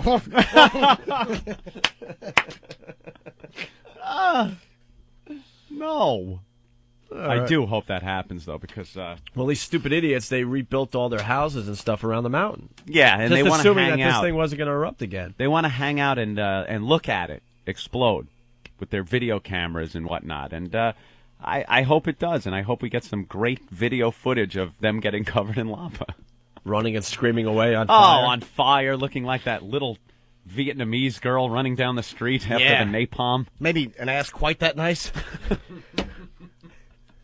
All their stupid John Kerry posters being knocked down with hot lava over them.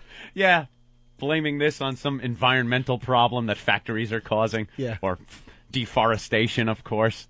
And just watch a bunch of tree huggers get covered over with molten lava. They were trying to protest and hope the lava would stop and go around. Damn Republican lava.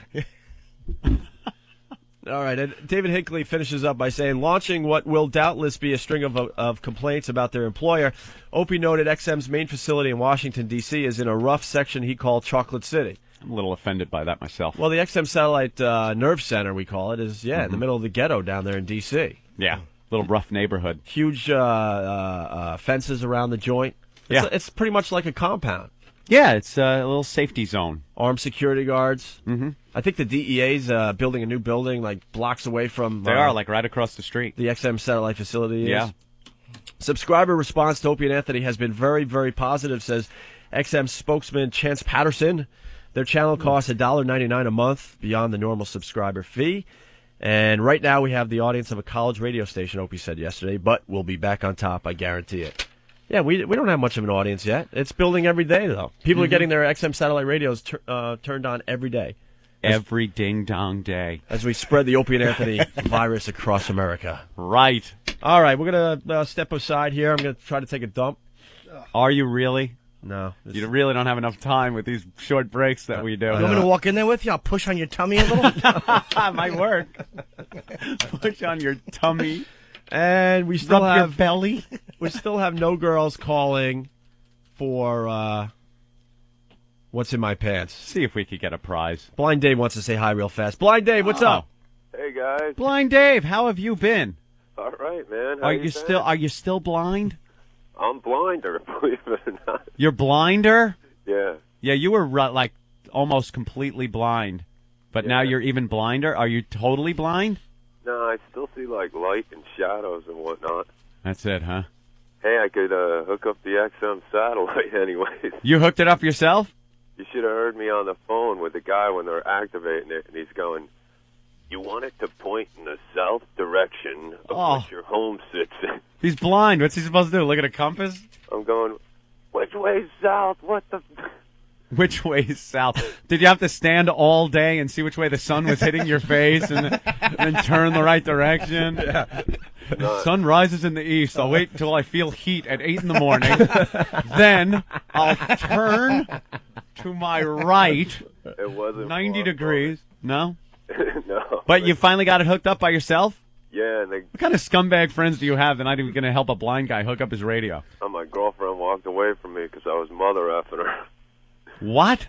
I was going, I'm like, which way is south? Come here. Oh, yeah, ask a girl which direction you're facing. Hey, Dave, what kind of girl did you get?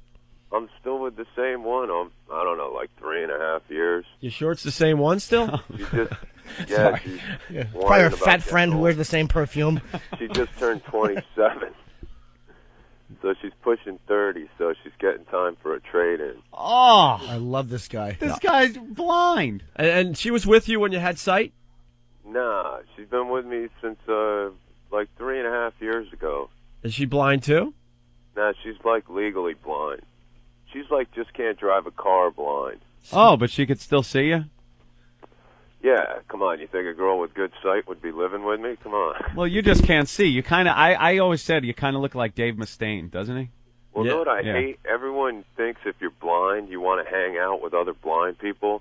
Like, when I moved here, her mother's like works at a college, and she's like, "There's this guy at the college, and he's blind." So I figured he's blind, and you're blind, and he's not from around here. Oh, he's going to be a lawyer. It's not like you're the guy from Mask, where you need the blind chick. Yeah. No, because you look like the guy from Mask. Awful Rocky Dennis. Rocky Dennis. That's right, ugly. Pull those little pins off the map. You and Ben are going nowhere. You're not going to Europe, fat face. Stay home and suffocate in the pillow. Yeah, so she goes. While your whore, gypsies, tramps, and thieves' mother fucks another biker. No European trip for you, fathead. Oh, my God. Ben's not going. I love when the blind girl felt his face, and even that nice blind girl couldn't help but go, ugh. But she felt his awful scream mask face. When he's all disappointed pulling those pins out of the map. Yeah, little pinless map. This is where you were going to go, isn't it, all stupid? Those hopes and dreams in that big head. That's right. No hat wearing motherfucker. Pull those pins out. Well, I like to think I'm a little better than Rocky. Oh, jeez. Oh, wow. All right, so you don't like hanging out with other blind guys? No, well, she gave this guy my number. She's like, I told him you guys go to Boston, so I figured you could show him around, so to speak. Show him around? How would you show him around? I said, you want to make me some friends, make them people with cars, because public transportation sucks. Well, I do want to know, how would you show him around? Would you just tell him what item it is you both just bumped into? I go into Boston a lot. And I get around with the cane. I go to the Comedy Connection a lot. Yeah, Dave is the coolest blind guy we've ever met. All your injuries heal from like 3 years ago? You mean my back surgery a month after the boxing incident? Yeah, we did blind boxing. Where are we going to do blind boxing in this new facility? A few of these. All those cubicles have got to go eventually. Yeah, eventually. By the way, give us time. Put them somewhere else. We just don't have enough room to do the show we need to do. We need a whole area that we could stage events like blind boxing again. Blind boxing was great. Put a spine protector on whoever you have boxing, because getting punched square in the spine can cause a ruptured disc. Yeah, well, wait, your injuries, if I remember correctly, you broke a couple ribs. But I didn't know my back was hurting for a while, and it got worse and worse. Yeah, ruptured disc. His spleen was messed up. I had him. I think it was a month and a half to 2 months after I wound up. It just got to where I couldn't walk, and I went in, and they said I had a ruptured disc that popped. I had to have emergency back surgery. That was a crazy day. Matt kicked your ass. Oh, Another blind guy that could pop his eyes out. So friggin' pretty drunk, sick, man. I think that I haven't drank in almost 2 years now. Oh, cool, man. We got to get you back in here drinking. Yeah, we got to mess up your life a little bit more. Are you sober now? Well, no, I'm not going to go celebrating my sobriety. If you're from AA, you're not going to recruit me. We'll know? just have I don't want to recruit you. I was just curious if you totally give up drinking or if you drink a little bit more. Well, not for the right reasons. I got a bad stomach, so I just finally bagged it. What a mess you are. What happened to your stomach? You got Years of being not treating it right. Oh, okay. Jack Daniels was your poison? Yeah. If I remember. Oh, he used to get hammered when he came into our Remember, show. he was all belligerent. You were a nasty drunk. Yeah, I know. Well, now I find the best We'd like you to way- hang out with our own Steve C. Yeah. Now the best way to not drink is to hang out with people who drink heavily. And when you're not find out- drinking? How annoying is that, man? I know, hanging out with a bunch of drunk people when you're not drunk. It keeps you sober because you're like, oh man, was that me? Yes, it was. Yeah, I know. Who's the blind guy that had the large mule that was getting the lap dance? Was that Dave or was that another guy? Remember the strippers? I think that was Matt, the guy that popped his eyes out. You know, I almost lost my girlfriend over that. I still don't remember what the hell happened. What, the lap dances? Yeah, it's like I don't even want to know. I took a bunch of Vicodin and drank, and I don't even remember, like, being at the studio. I don't remember getting home. I remember you being really tanked that day. Yeah, bad news with my girlfriend. You were stumbling all over the place. It's still brought up every once in a while. Oh, that one will be brought up if you have a girlfriend, of course. Yeah. That'll come up every so often, every time she wants to jab you with something. And every friend I have is, like, married with kids, and all their wives, like, heard about it and talked about it, and that's what, like, they think your whole show is all just pornography, and they don't even want their husbands listening. Of course they don't, those castrating, boring suburban whores with their rotten little puking rugrats. Oh, they make me sick, those men. I like my husband to listen to some wholesome entertainment, you fat middle-class pigs. God almighty, let the guy have a little bit of fun. You can't do anything. Can't go out to strip clubs anymore. You can't hang out with your friends. You know, you're absolutely right. I've seen so many married guys that just give it up. They give up on their manhood and are pretty much castrated. No more fun, no more going out. And then it's almost like they try to say they don't want to do those things. Right. And they don't want to have fun anymore. No, let me tell you, my wife and kids are my life now, and this is what... You know something? You don't have to totally hand in your man card after that happens. They just don't want to have any fun anymore. Well, it's like, don't try to sell me on your great life when you're like, I tell you, the joys of childbirth. Really? Is that as good as getting blown with your bag tickled, stupid, at a bachelor party? No, it's not. The miracle of life. Shut your face. You were drunk and you forgot to pull out. IUD was in the drawer. The wives just, like, they jump right on the husband and just stop him from doing anything that he wants to do to have fun. Yeah. And they wonder why they get traded in. Because they want to have their dumb girlfriends over to have their stupid coffee chats and, oh, my husband, they just sucks. And they wonder. Have a conversation with these people without it. Hold on. Put that down. No. How did you know someone had something? Excuse me? How did you know somebody was picking something up? He was doing an impression. He was doing a bit. Oh, I thought he was actually saying, hold on, no, and then put that was a blind down. date bit. He was, like, imitating, like, a wife being a nag. That was great. That was a good bit. I like that. The kids, like, put that down. Right. Try having phone sex with someone like that. You ever have phone sex? It's awful. You're just talking. You're like, all right, what are you going to do? Shh, quiet. These rotten little cock blockers running around in the back. I'm blind, but I haven't got that low yet, Norton. Well, I've done it many times. And not only do you have to hear the little rotten creep making noise, you have to realize how big her hole now is from that little blocker falling out 6 years ago. He's serious. That really kills the mood. Do you like the little life-giving area? Do you want to kiss that? Like, look, I got to go. This is killing my vibe, stupid. Hey, before we let Dave go, I got to wait. No, I got to bring up the best thing we did with you, and that was when you got your driver's license. Oh yeah, I got another year to go. Yeah, you still have a valid New Jersey driver's license. So he right? went in and got his driver's license renewed. Let's not say the state. Oh, right. Because I live in Massachusetts, but I still have that license. Yeah. So I don't want to, And how did you get past the eye test? I put a back brace on, and I got like a cripple cane, and I had this girl I know went with me, like helping me walk, and I told him I was in a car accident, and my glasses got broke.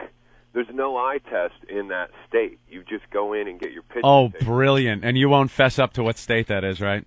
Well, I'd rather not. Well.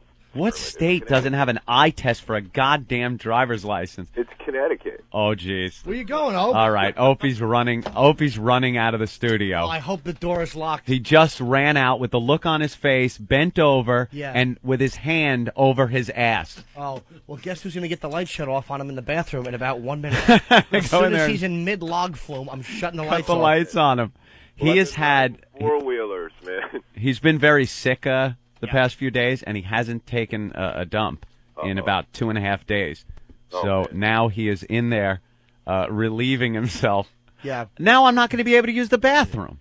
His colon right now looks like a nightclub that's on fire. Everything's just blocked up at the door, trying to get out. Trying to get out. The body count piling up in the sphincter. You know what the beautiful thing about this studio is the bathroom is a community bathroom out in the hallway. Yeah, I know. We don't even have our own bathroom. Right, so we used to have that no crunch rule. in the studio one. Right. Now I think this is going to be really a lot of fun, like, to crunch when, like, you got the people as somebody from a law firm down the hallway exactly comes in and goes into the bathroom. Because, what... There goes Jimmy. He's going to go out now and shut the lights out on Opie, who's taking his first dump in 2.5 days. God, I'm not going to go in that bathroom now. What if I got to? I could use. Maybe we got to send like a remote in there or something, and we'll have to have somebody sit in there and wait for somebody from the law firm or something to come in and do like one of those real heavy blast out of your ass dumps and try and get the reaction of like the people from. See, I can't. I cannot take that. I cannot take being in the bathroom when somebody's letting loose a number deuce. Oh, I love to do that to people. I can't. I absolutely cannot do that. I even if I'm at the urinal, I can't listen to it. I can't be in there trying to do the deuce when somebody else is in there. It's just I don't want to make those sounds. I don't want to hear those sounds. I don't want to be any part of it. Oh, you mean when you're in an airport? Yeah. Look at the guy's legs next to you. Oh God. Yeah, you got to look at the guy's shoes as he's tapping to a little tune in his head, tapping a foot. And you see the luggage, like the carry-on luggage in front, or hopefully it's not. Oh, wait a minute, Dave's stepping all over all over Jimmy's lines. Dave was talking. It's all right. Yes, Dave. Before you go. Because I got to get going. Before I go, I just want to say my band Pulse will be playing out probably around Christmas in the Chelmsford, Lowell, Dracut area. That was a great plug. My band is playing probably around Christmas. I know you can't see the calendar, but you do know it's October 5th, don't you? It's a new band, Norton. It's a new band. All right, Blind Dave. Thank you. Hope he's back. See you, Dave. All right. Congrats, man. All right. Later. Did you evacuate, or did you just... No, a nugget popped out. That's it. Oh, milk dud? That's you lost the dud? Pluk. And a lot of air. False alarm. All right. Sorry about the lights. I think we got a girl on the line that wants to play Guess What's in My Pants. Oh. Let me just check. We can do this right? Stays there. Katie, what's up?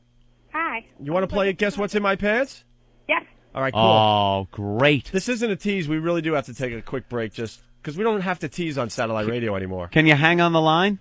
Yeah, sure. All right. It's only going to be like 3 minutes, so stay right there, okay? Okay. We'll talk to Katie next. On the Opie and Anthony Show, we're going to make fun of people with Down syndrome. I just didn't want to be in the middle of the flight and have him yank that handle hoping candy comes out and blow the door off the plane. We all get sucked out except for him because his head gets stuck. The Opie and Anthony Show.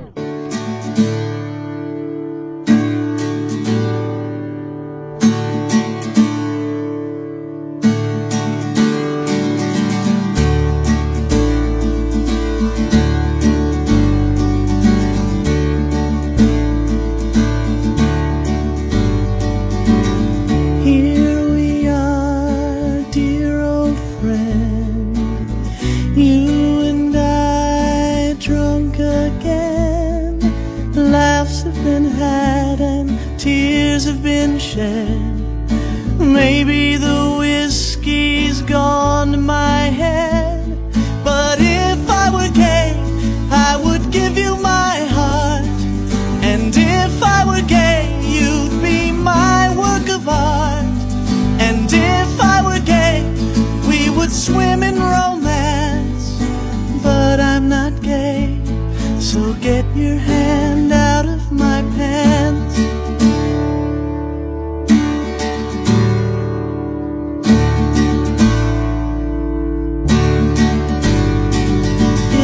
Not that I don't care, I do. I just don't see myself in you. Another time, another scene, I'd be right behind you. If you know what I mean, 'cause if I were gay, I would give you my soul. And if I were gay, I would give you my whole being. And if I were gay, we would tear down the walls. But I'm not gay, so won't you stop cupping my hand?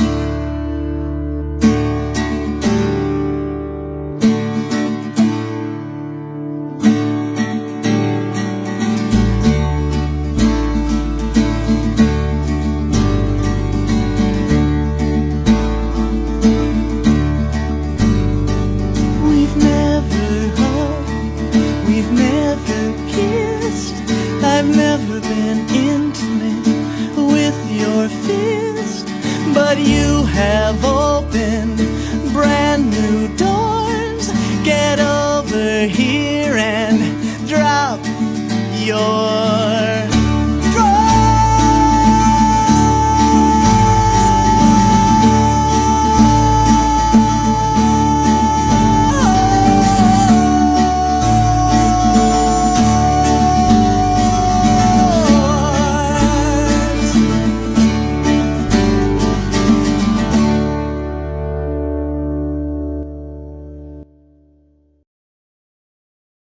of crystal clear digital audio, XM satellite radio.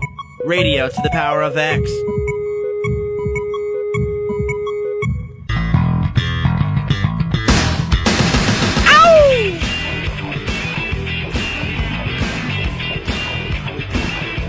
The virus is spreading. It's the Opie and Anthony Show on XM Satellite Radio. What's up, people? Hi, Opie. I want to say hi to everyone that got their units hooked up overnight. Every day the show grows little by little. We're talking to an audience the size of a college radio station. We used to talk to millions of people, but slowly but surely we'll get back up to that point, right, Anthony? We're working on it, Popeye. All right, a couple things. We're going to play What's in My Pants. Can it possibly be we could bring back one of our old bits? That would be the first. And really fast. Well, I got to adjust my volume here. A pain in the neck. Yeah, we got another review. I forgot to tell you. We just read the review from David Hinckley in the Daily News. We got a review from our agent, Anthony. Our agent? Super agent, Bob Eatman. Bob Eatman, who has been our agent for, when did we say the mayor died in a fiery car wreck? 6 years ago? So I guess about 6 years, right? But he's never been able to hear the show because we were never syndicated to L.A., but with this XM satellite thing, he can now hear us in L.A. Which isn't a good thing. I don't think he wants to represent us anymore. He had no idea what we did, I don't think. He really didn't. He knew we were successful and doing great with Men 18 to 49, but he never really heard the show. No clue what our show was. He read the magazine articles and the newspaper articles and this and that. And when he came to New York to take us out for one of those boring meals, he would maybe hear a break or two before he left his hotel. Yeah. But now he gets to hear it every day, and he's really excited. Listens in the office, listens on the way to work. Excited to critique us? Is that what he's excited about? Yeah, he kind of liked yesterday's show. Kinda. He said, kinda. I kind of liked it. Why do you say boring meals, by the way? Huh? Why do you say boring meals? Oh, we talked about this yesterday. No, I was just curious. I don't know why you'd say they're... Bob is not a conversationalist at dinner. No. He sits there with his... he's a negotiating machine.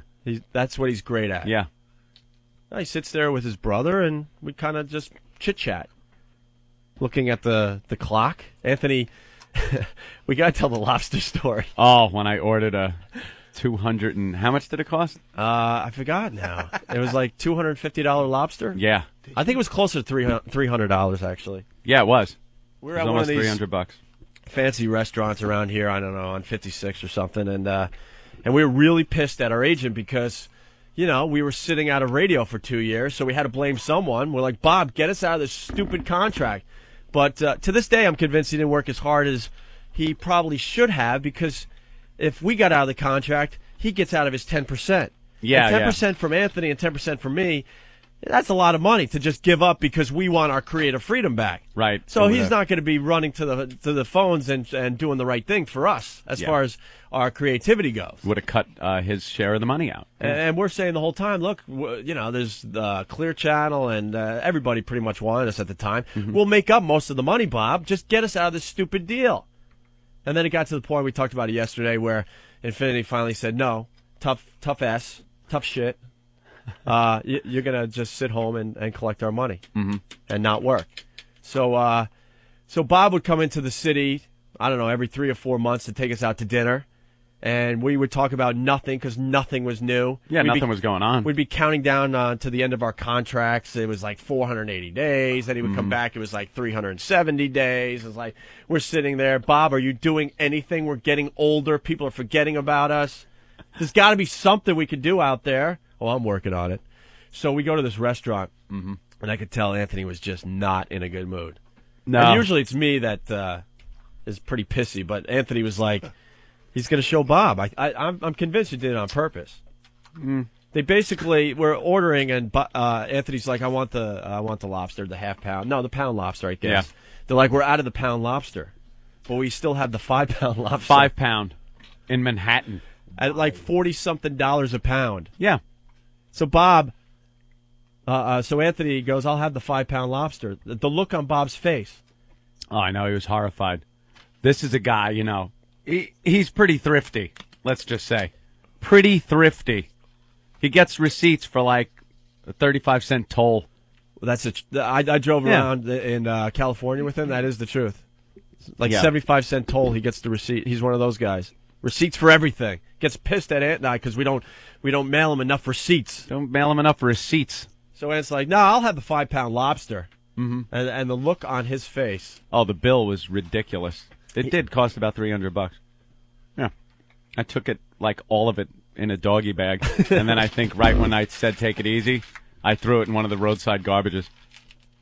Yeah, we were not happy, but anyway. So Bob, I was getting somewhere. So he says, the show was pretty good or whatever, but he didn't like one part of the show yesterday. What part? He hates Frenchie. Who was that Frenchie character? He doesn't like Frenchie? And he's like, I think you guys need to get rid of Frenchie. Wow. I'm like, Bob, I'm not listening to you critique our radio show. Pick and choose what should be on the show? I think we have been pretty successful with our radio show to this point, except for a stupid little thing we did with St. Pat's. Maybe you should have suggested that we don't do that, Bob. But he doesn't like Frenchie. Wow, well, nobody likes Frenchie, really. He didn't really like the fact that Frenchie was using the C word on the show. Well, I don't think anybody here was really happy with that one. I enjoyed it. I got to be honest. You like the Frenchie? Yeah, I actually do like Frenchie. He's funny. I like the fact that he used the C word. It made me happy. It's always appropriate. I did think he was funny, but yesterday. Bob was very, very concerned. Got me laughing. Bob was concerned the show was heading in a direction that he felt very uncomfortable about. And I'm saying, Bob, but you've never heard the radio show on a regular basis. So I don't think he should listen. No, I don't like the fact that he can listen. Yeah. Not at all. Can we have his subscription canceled? Yeah, I think we could do that. Maybe we could do that. Yeah, Frenchie is getting an ego. Is he getting an ego now? Yeah, he called me. He's like, how great was I on the air? And then By the way, he's one of them that called me yesterday after the show. One that woke me up. I'm trying to sleep and get accustomed to this ridiculous morning radio schedule. And he was one of the phone calls. Wanted to know how he did. He wants input on his appearances. Yeah. Try pulling Voss out of a manic depression last night. I was just tired. Voss is the worst. Voss was awful yesterday. We all get those phone calls. After Voss is on the Opie and Anthony show, he always calls because he gets so depressed that his appearance wasn't that good. He woke up and went into a bathroom. How is he supposed to be funny or good? Yeah. He was awful yesterday. He really was. And we really needed him yesterday. Yeah. He was our big guest yesterday. First show. He was our star guest. The Opie and Anthony show featuring Rich Voss. Right. But he always calls up, so how did I do? How was I? But I was tired. And then he has a million excuses. Bonnie was sleeping. I didn't want to wake her up. How could he be tired with that spray of saliva hitting his face all the time? It's like someone throwing water at him. Dude, we shared a room in South Beach. We played the Doral during the hiatus. Played the Doral. Spalding. You're playing golf with Rich Voss today. Okay. Voss snores and then stops snoring like you think he just died. He's the worst. It is the scariest freaking thing to hear. Rich, did you hear the one about the colored boy? Yeah. But all of a sudden he starts choking in his sleep. Yeah, that's it right there. Die already, you awful Jew. All right. Let's get something a little more interesting on the show here. I think Katie's still on hold. Yeah, I hope so. Hey, Katie. Hi. All right. Hi. This worked. Nice. Katie's calling from Valley Stream. Yep. Home of Jim Brewer. Yeah. Oh. I was actually, you know the story he tells where the mall got evacuated because he said there was a bomb threat or something? Yeah. I was in the mall that day. I was like 9 years old. Oh, really? Evacuated, yeah. That's one of Brewer's classic stories. He was working at Sears and he called in a bomb threat so he could have the day off or something like that. Right on. All right, so you want to play Guess What's in My Pants? Yes, I do. Can you describe yourself a little bit to our audience? Okay. Only if it's good, and if it isn't, lie. Oh, no, I'm really hot. Oh. How old are you? 22. I was hoping for a teen, but all right, 22 will do. Sorry. I'm about 5'5". Mm-hmm. I have long, dark hair, blue eyes, about 115 pounds. Wait, I gotta get my scale out. Oh, get the graph. Are you going to the graph or the pie chart? Oh, no, she's well within range. Very nice. Go ahead. Hello? I think she was done describing herself. Oh, that was it? I don't know. What do you want to know? What are your measurements, if I could ask? Not to be tasteless, but just to give people a visual picture of what you might look like. Yeah, because it's radio, and we got to paint the picture. Paint a picture. That's what you learn in broadcasting school. You got to paint the picture for the listener. My bra size is 34C. Ooh. I don't know the rest of the measurements, so I never measured. You a hippie girl, are you? You have big hips or nice small ones? No, she's pretty small, it looks like. Yeah, definitely. I think she said she was hot, and I think she's hot. All right. At this point, we would play the Guess What's in My Pants theme music. Oh, the theme music. But Infinity Broadcasting owns the rights to that song that we No did. way. Hell yeah. Anything we did at Infinity What if Broadcasting. we re-record it? We could probably do The that. song itself, yes. Record it. So we got to come up with all our theme music again. Just another thing to do as this show slowly grows over the next few Very weeks. good. But just picture the song in your head. It's time to play. It's time to play. It's time to play. Hey, guess what's in my pants? Right? We need the theme song. Do do do do. Dee dee dee dee. All right, Katie, you know how to play Guess What's in My Pants? Yes, I do. All right. You know, we haven't played in so long. I forgot the choices. My goodness! What are the choices? Let me write them down. It's there's the There wood, was the wood floor. Earth Mama Muff. 70 Well, start from the top, which is the 70s Earth Mama Muff. All right, 70s Earth Mama Muff. Well, but we've had other words for that too. Did you explain what it is that what she's doing? Yeah, No, she's we going to take haven't the even- phone and rub it against her. Her.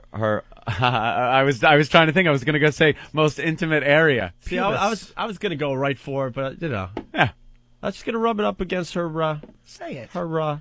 Her only reason men talk to her. There you go. All right. And then just by the sound that her hair makes. Oh, can I go back? Oh, sure. We always go backwards in the show. Sure. The other thing Bob said is, I really like the fact that you and Anthony are not cursing on XM satellite radio. You know, that's ridiculous. He goes, I think it's just too easy to just go on there and curse.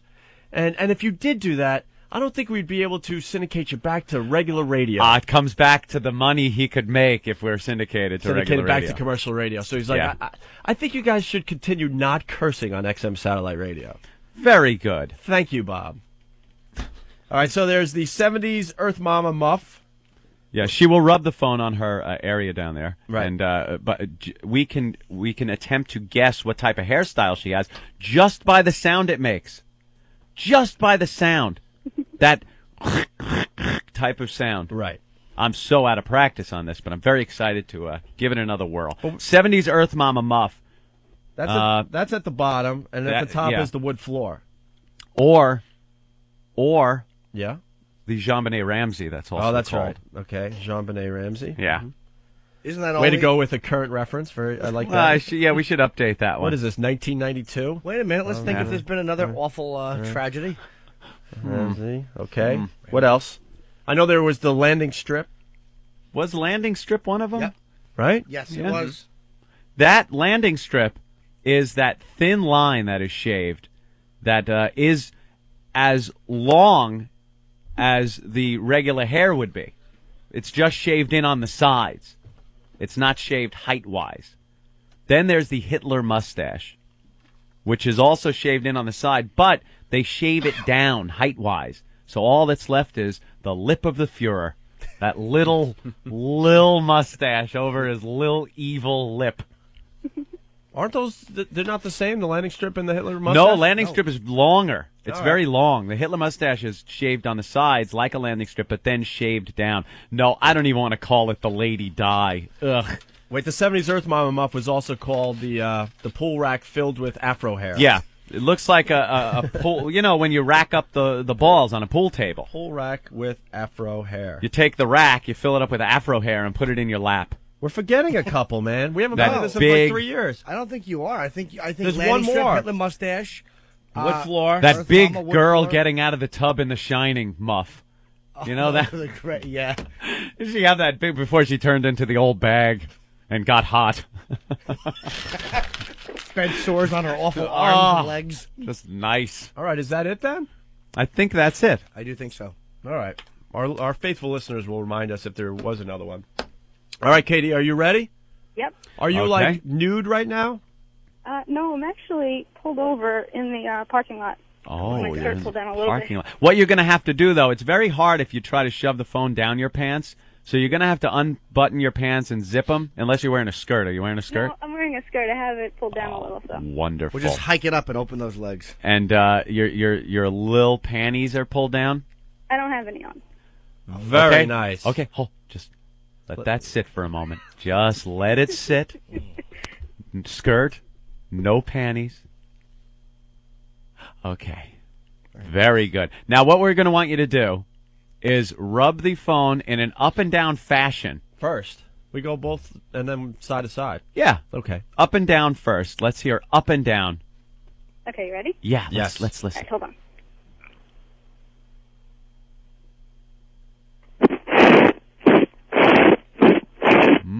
Very telling. Very telling. Very telling. telling. Oh, that's nice. Very telling. All right, so that's up and That's down. good. Up and down. Now let's get the side to side motion. Okay. Right, side to side.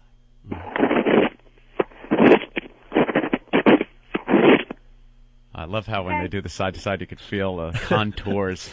Isn't that great? You could hear the pothole. Yeah. You hear the Wonderful. phone holding its nose. All right, I think we need the up and down again. Up and down, and then we do the circular. Remember that's the right. circular motion. That's right. Let's go with the up and down. Okay.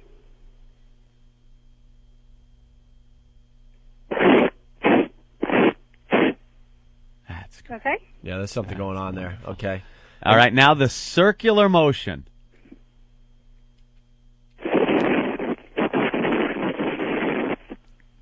Okay. Oh, it's a mess down there. It's very deceiving, but Now remember, don't tell us. We're gonna all guess, and don't tell us until we ask you to reveal it. Okay. No matter what we guess, because we don't want to blow it right from the beginning. Can I ask a question? Oh, Yes. a question. Are you giving birth to an ABA player? What? I take that as a no, Opie. No. It's a good Jim Norton line. All right. That's nice. All she needs is the whiskey breath, and it would be an uncle. Those sharp whiskers. All right, are you guys turning ready? that nice peachy soft skin all red. Are you guys ready, or you want to hear another? I'm ready if you guys need something else, but I really think I got this one. All right, Anthony, it's to you. Okay, believe it or not. And Katie, don't say if he's right or wrong. Yeah. Okay. Believe it or not, Opie, they made a lot of noise, and that was very telling for me. It's very deceiving when it makes a lot of noise. I am going to go with my experience on this one and say that she has the JonBenet Ramsey. Wow. Or the wood floor. You would think, being loud like that, you would think there'd be a lot of big, hairy hedgehog down there, but I'm going to say wood floor. All right. Norton? All right, Norton. I'm actually, the first one for me was a little telling, because I thought I heard an inconsistency in the noise up and down. So I'm Get gonna... a little closer to the mic there, Jimmy. Oh, sometimes my audio's a little off. Yes, a little low. I heard a little inconsistency on the first one, up and down. So I'm actually going to say Hitler mustache. Oh, Hitler mustache. All right. Okay. Hitler mustache. Gotta write all this Jim. down Yeah, here? write it down. All right. Keith the Cop, you want to play today? Absolutely. Okay. I'm going to go, and this is going to be a little different today, but I'm going to go with the Frank's Way comb over because, and that's a private joke for probably the five of us sitting here, but a comb over? The Frank's Way comb over.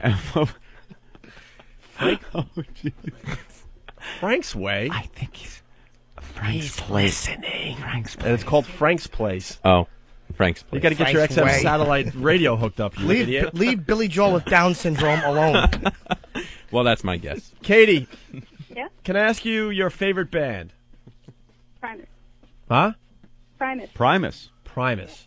All right, you definitely have a 70s Earth Mama muff. Oh, you think she's got the big brown beaver? Yes. Being a Primus fan? I believe it's a mess down there. No.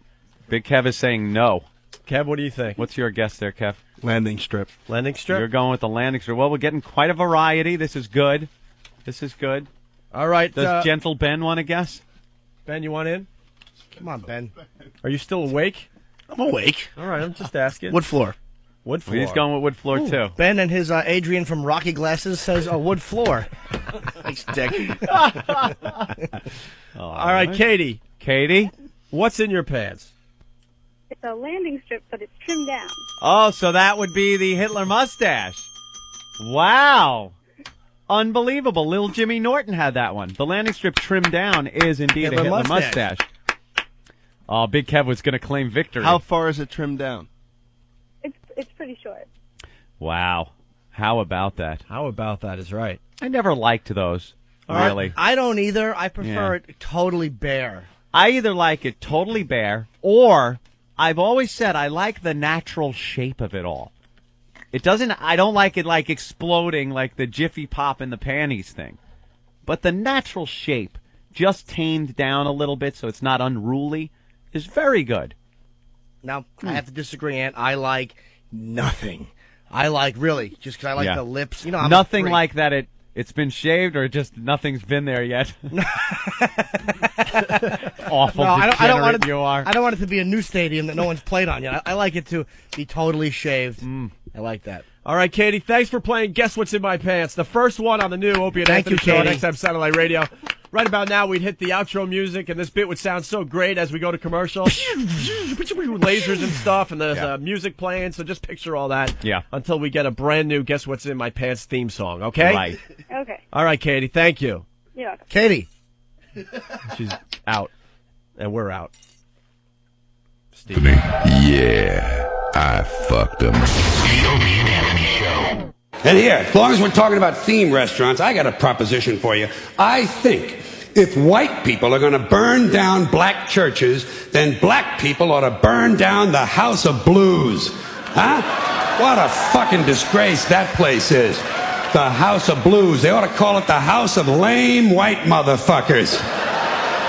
Inauthentic, low-frequency, single-digit, lame white motherfuckers. Especially these male movie stars who think they're blues artists. You ever see these guys? Don't you just want to puke in your soup when one of these fat, balding, overweight, overaged, out-of-shape, middle-aged male movie stars with sunglasses jumps on stage and starts blowing into a harmonica? It's a fucking sacrilege. In the first place, white people got no business playing the blues ever, at all, under any circumstances. Ever, ever, ever. What the fuck do white people have to be blue about? Banana Republic ran out of khakis? Huh? The espresso machine is jammed? Hootie and the Blowfish are breaking up? Shit, white people ought to understand their job is to give people the blues, not to get them. And certainly not to sing or play them. Tell you a little secret about the blues. It's not enough to know which notes to play. You got to know why they need to be played. And another thing, I don't think white people should be trying to dance like blacks. Stop that! Stick to your faggoty polkas and waltzes. And that repulsive country line dancing shit that you do. And be yourself, be proud, be white, be lame, and get the fuck off the dance floor. Now, I thank you. Where the surfers go. Next is SpamSlicer.com presents Megabyte Minute. Thanks for tuning in. I'm David Radin on XM Satellite Radio.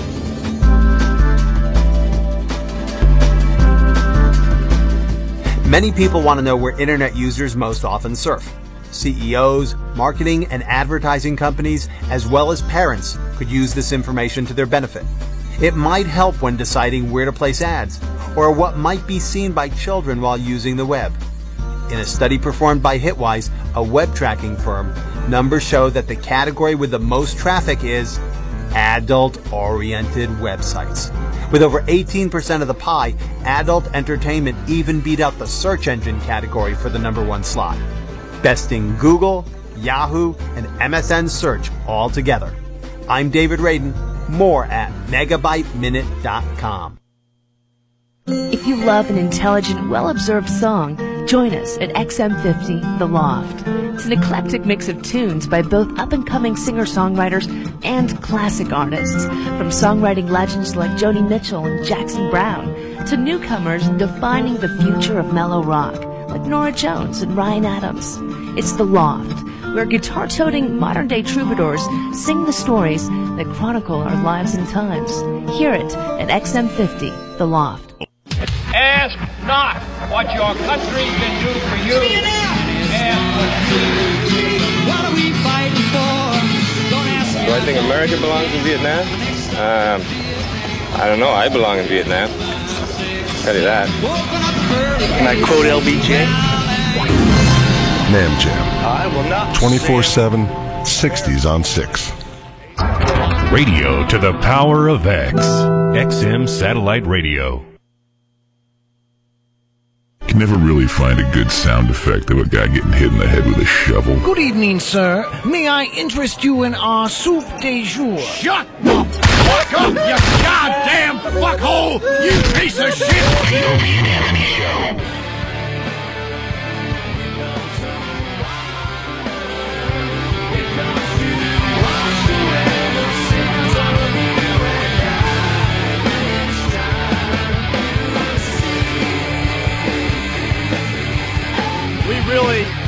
We really have to work on the levels, man. I know. That just blew out my eardrums. Yeah, here's what happens. I need to control the levels in here. I've just decided because it's all over the ball field. I'm going to go deaf before the end of the week. And here's my what ears happens stink now. To begin with. We our levels when we're talking throughout the break, everything's fine. Perfect. When we go to our commercial break, without commercials in it, I have to rip these headphones off so fast, or else like 1,000 decibels goes right into my brain. This is the stupidest radio show, I'm telling you. Any other radio show in this high-profile position, they would have taken a week to make sure everything was set and ready to go. Oh, no, we just go, we'll figure it out as we go here. Nah. But I'm going to go deaf. I know. Steve, what's going on in there? I think what's going on is you've got your headphones jacked all the way up because the No. Martini Steve from the other room. Looking like he's landing planes. I really don't like this setup. All right, fine. Steve's in the booth. Time to do the news. No, what I was going to say is it's happening to Anthony, too. Yeah, but you've got his volume in. You're controlling his volume as well. Why are we controlling each other's volume? That's the way it's set up, I guess. But the levels don't look bad here. The levels really don't look that bad here. So you're telling me you're going deaf. They look okay here, so I got to immediately yank it down. You know, I think he would be a better worker if he was drinking tumblers of martinis in the morning. Yeah, for about 10 minutes. Yeah. I think he would be a lot more focused. Then you hit that. Well, what if the drinking curve is so short-lived. Like, really? You could do things so much better after you're drinking a couple of drinks. You know, it used to happen. I used to be on a dart league, and if you drank a little, you'd shoot darts great for about a 10-minute window. And then you keep drinking, and everything falls apart. And that's how I believe Steve is. Very good for 10 minutes, and then he'd be like, go after yourself. Yeah, that's about it. I really don't have much of a capacity. That's a kind of a awkward tightrope with me and the booze. Not anymore. I got the capacity for it lasts about 5 minutes, and then I'm enraged. Yeah, and you just get all pissed off. Well, what's the size of your stomach these days? About a couple ping pong balls. Jesus. Yeah. You got the staple job. So what do you do? Have dinner and then for dessert have maybe a velement? No, there's no dessert. Velement? I can't eat sugar. What year is this? I can't eat sugar. All right, Steve, come on in the studio because I heard something else as we went to break. Mm-hmm. Okay. The big XM satellite announcer was basically saying how he's effed all of us here in the studio. We haven't heard that sweeper yet. No, some of these sweepers are downright filthy. I think they're naughty. Yeah, we're trying to keep the show between the lines here, and the production is just... Here it comes. Just outrageous. Yeah. Martini Steve in the studio now. Olive in his big martini glass as he comes walking through the door with his swizzle stick. Holding his Frank's album cover in the other hand. All right, wait. I have to turn this on over here, right? There it is. All right. Play some more of these. Hello. You got it? Oh, there it is. There we are. There it is. Thank you. Wait, no, No, really, dead air is really good for a radio. Chubby gals need love too. That's quite possibly the filthiest vagina I have ever seen. That was too loud. Yeah, why is that level so loud? That has nothing to do with me. And by the way, people, I was listening to this yesterday. You can hear it when it comes back. It's really loud, and then you can hear the volume drop immediately, like when you're in your apartment or Bob Kelly's apartment listening. You can hear, because you don't have your own XM radio. But when you only work for the company. Why should you get one for free? But Bob Kelly, who paid for his XM radio and is enjoying the Opie and Anthony show, you can hear it coming through loud and then going low. All right, well, do you have it up too high on the board, Opie? No, not really. You sure? We could try it like a little lower. Yeah, maybe that's it. I don't have any meters, so I don't know what's loud and not loud. Isn't that odd? All right, let's try another one. On the Opie and Anthony show, we're going to make fun of people with Down syndrome. I just didn't want to be in the middle of the flight and have him yank that handle hoping candy comes out and blow the door off the plane. We all get sucked out except for him because his head gets stuck. I like it. See, we like these. We're talking about the gay ones. How about that one? Opie and Anthony. Hey, boy. You ever titty fucked a man? Okay, now what was that? Is that Foxworthy's closing bit? What was that all about? All right. I don't want people thinking I'm titty fucking a man. Yeah. Here's a weird one. Opie, Anthony. They have a deer stand, but it's not for hunting. Wow, Steve, do you have short-term memory? We played that one yesterday. We're trying to find the ones that we haven't played yet. Opie and Anthony. I bought their asses for a half a pack of cools. The prison one. That's the prison one, yes. You played the sit down to people. Wow, this bit's going to work just as good as it did yesterday. Thanks, Steve. Opie and Anthony. Yeah, I fucked them. Yeah, that's the one. That's the one we played going into break. Okay. What was Yes to all of us? What was the theme there? Hot. What's the point we're trying to get across with that one? Mm-hmm. These guys are sure creative. All right. Opie and Anthony. Oh, yes. Oh, that's right, King Friday. Work the taints. Ooh, Mr. Rogers is about to come in your fist hole. Oh, my God. That's really, that's great. How long has Fred Rogers been dead now? A long time. All right. Opie and Anthony. That's right, boy. Take those britches down. I want to feel me deep inside of you. Yeah, we're having sex with men. But it's not even willingly. It's not like we're enjoying it. It's our britches are being pulled down, right? And large black things are being put into our heinies while we struggle and fight, and then finally give up and just take it like men. We're being forced to have sex with men. Yeah, big men. Why can't we get some sexy women doing these? There you go. Sweepers. Well, there are women, but they're all making fun of Anthony. Oh, that's right. The small. Oh, yeah, you got the small penis, one. and then you had to defend yourself yesterday and tell that wonderful story. My junk story. Yeah. Yeah. How about one more? There aren't that many gay ones left. There's just a bunch of weird ones. The ones that you're talking about. Well, how about another gay one with a guy who sounds like Marcellus Wallace? Can we pull that off? All right. Nah, man. I'm pretty fucking far from okay. All right, Steve. Thank you. Right. Go back into go have a martini, then get medieval with someone's ass. There he goes.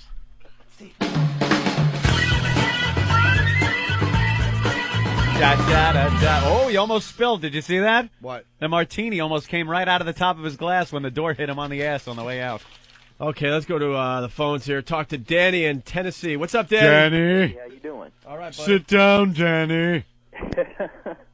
Man, I just wanted to call and say congratulations, guys. Well, thank you. How about a Fresca? Awful soda. It was an awful soda. I got my XM radio about 2 months ago, and I'd never heard of the show before until they asked me, when I was subscribing for service and everything, if I wanted to get y'all show, Yeah. I was like, why not, Did you have to pay the $1.99 for the month? Oh, yeah. I thought you got the month for free. The whole month. The whole month for free? So you didn't have to pay the $1.99? Well, all I got was like... That's an outrageous savings. Yeah, really. Well, on the channel, you know, it just kind of reran the same thing for 2 months. And it drove me nuts, man. I was just... That was the goal. Was drive people nuts. They call it the Barker channel. Yeah. Woof, woof, where it's like a 60-second commercial over and over and over again until you get hooked up. It was like counting down, you know. All right. Thank you, Danny. Hey, man, no problem, man. Hey, all right. Let's go to Tim. What's up, Tim? He's in the hey, Nuzma, what's going on, guys? Do you really talk like this? Yeah. Where's he from? I'm from Daytona Beach, Florida. Oh, there you go. Hurricane Alley? Uh-huh. Ho-ho. Surviving all those hurricanes? Oh, yeah, we've survived, and I'm getting sick and tired of them, too. I betcha. I'm a first-time listener, and I just heard you guys for the first time yesterday. Really? Yeah, you guys were hilarious. I mean, I had to pull off. Were you listening to this program yesterday, sir? What's that? This is the part of the program where we go to the phone calls that say how great we are, so yes. we make ourselves feel better about ourselves. I've never heard you guys before, but you're awesome. You're awesome. Thank you. Yesterday I thought we sounded like the Warren Report. Oh, I tell you, man, that Katie girl, man, get her my number. You like that, don't you? Man, you know, now that we were able to bring back one of our bits, we got to do it one more time before the end of the show. Another Guess What's in My Pants. Sure, later on. All right, thank you, Tim. Hey, no problem. Hey, Take care. Tim. Yeah. Oh, that was too easy. You nailed them so bad. Oh, that was too easy. Hey, speaking of the hurricanes, there's a story on CNN about a guy that lost his house during one of the tornadoes. This is awful. Poor guy. He This is the news portion of the show. One of the tornadoes that damaged a lot of property during the hurricanes, they spawned tornadoes, Opie. This guy got arrested. Yeah. Now, you might ask, why would you get arrested after your house gets destroyed by a tornado? And the guys are fixing it up. Well, they found 24 boxes full of child pornography. Wow. Another one where these guys, they can't figure it out. They can't figure out that you can't have this stuff. And you can't have it on your computer. And you can't have it in 24 boxes around your house. And if you do, never invite anyone over. Ever. How many times do you hear this happening? My question is, why didn't he take these little lovely jewels with him when the storm hit? Why would you take a risk on those being spoiled? Oh. What? Inappropriate, Bell. Oh, no, I was just saying he should have taken it with him. Of course. 24 boxes. He's quite a collector. Now, that was, what's his name? Who was that guy in England? Gary Glitter. Gary Glitter. What a great story. Gary Glitter. Rock and Roll Part 1. Yeah. Hey!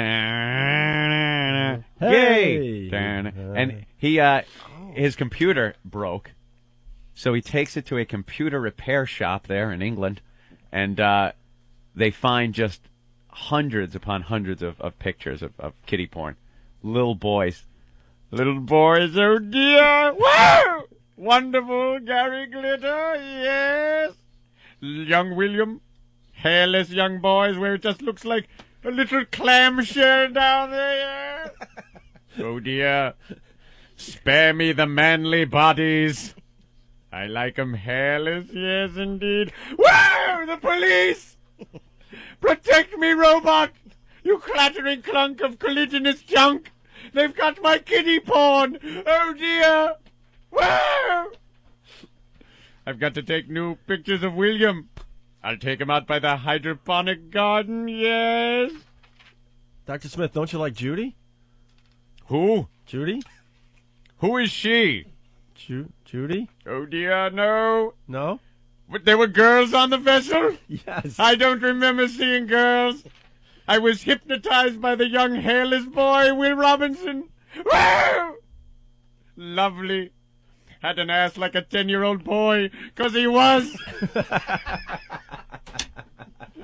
Wonderful, yes. Oh, on board the Jupiter, too. Creeping into his little room at night, with the sliding doors on a spaceship. How stupid was that? We could have played the Lost in Space music right there. Young little tears floating in weightless space. Glittering in the unfiltered light of the sun, yes.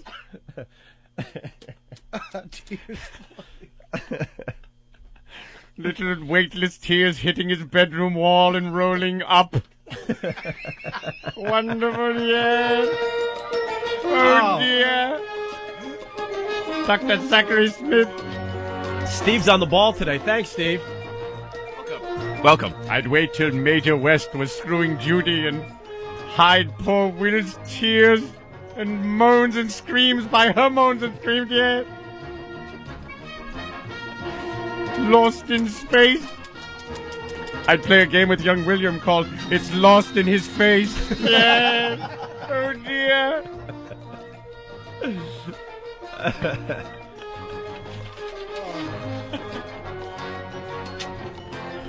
Wonderful. Yeah, hide your kitty porn, people. Tears floating up.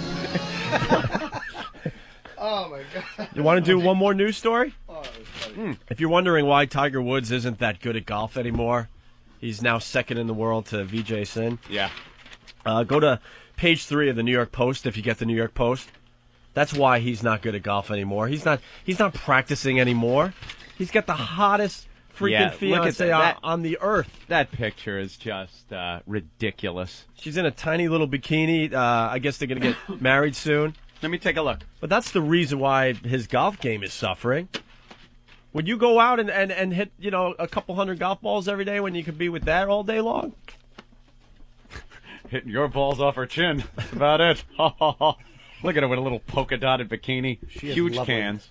She's beautiful. She's she looks very tall, very German. What is she? Oh. She's... soiled. Yeah. Damaged goods.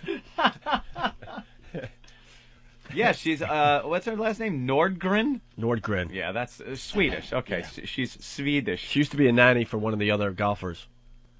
What a bittersweet guy to bring home to your father. Yeah.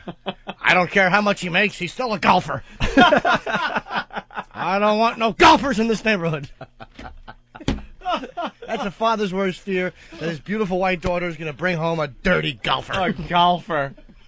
That's awful. She's a golfer lover.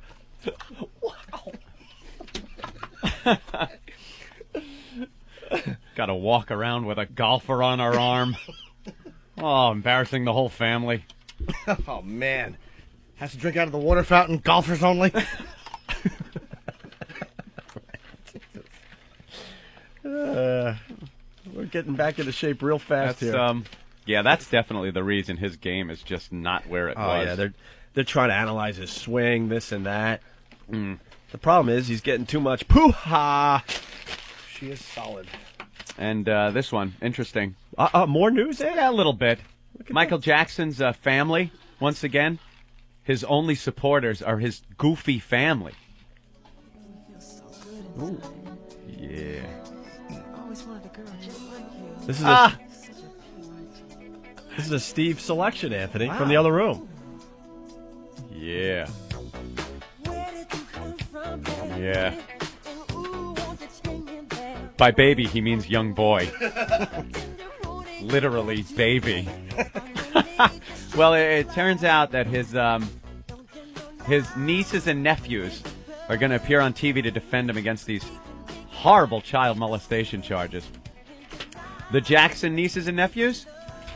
Your Majesty 4, Jafar 8, 12-year-old twins Randy and Dante, and 14-year-old Genevieve.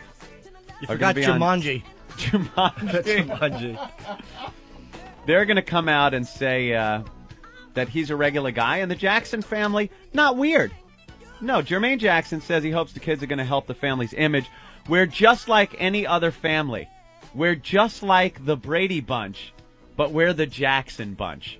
And they are, if you think about it. They're just like the Brady Bunch if Greg was fucking Bobby. And how much of a real difference is that? And if Joe had AIDS? Michael Jackson is accused of molesting a 13-year-old cancer patient and conspiring to hold the boy and his family hostage at his Neverland Ranch in California. He, of course, and his wacky, kooky family deny the charges. But I love that Jermaine is thinking they're just like the Brady Bunch. I just like the fact that Michael went for the ultimate in hairless, which was a cancer patient. Hey, he called the Make-A-Wish Foundation. You guys got anyone under 14 with washboard abs who coughs a lot? Smooth, perfect abs. They're so worked out from leaning over the toilet, throwing up for hours. Bob's not going to like this in L.A., Jim. Bob's not going to like this in L.A. He'll like it. Bob will like it. All right, let's go to Andy. What's up, Andy? Bob. Or is it Pat? Pat, what's up? Hey, guys, how are you? Just wanted to welcome you back. Where you from, Pat? Back on the air. Where you from, Pat? Tallahassee, Florida. Hey, a lot of Florida. A lot of Floridians. Originally from Jersey, we moved down here, and I had nothing. And then nothing else to do while you're shoveling mud out of your kitchen. That's right.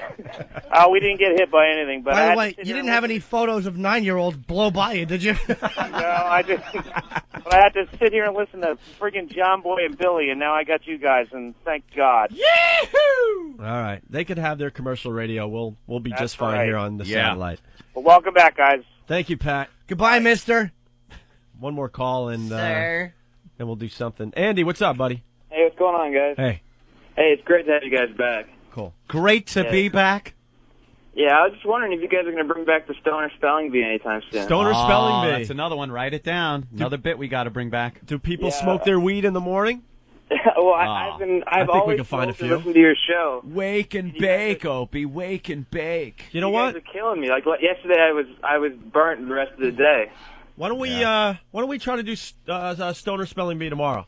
You want to try to do it tomorrow? Yeah, we gotta get into this thing finally. Dive right in. Head first, we did the Guess What's say. in My Pants today. Actually, speaking of which, there's a young lady that says she's really hot, and she's 20 from Michigan, and she wants to play Guess What's in My Pants. She left her phone number, Jim. Hot girl from Michigan. Really? Yeah, we'll call her in a little bit, and we'll do Stoner Spelling Bee tomorrow.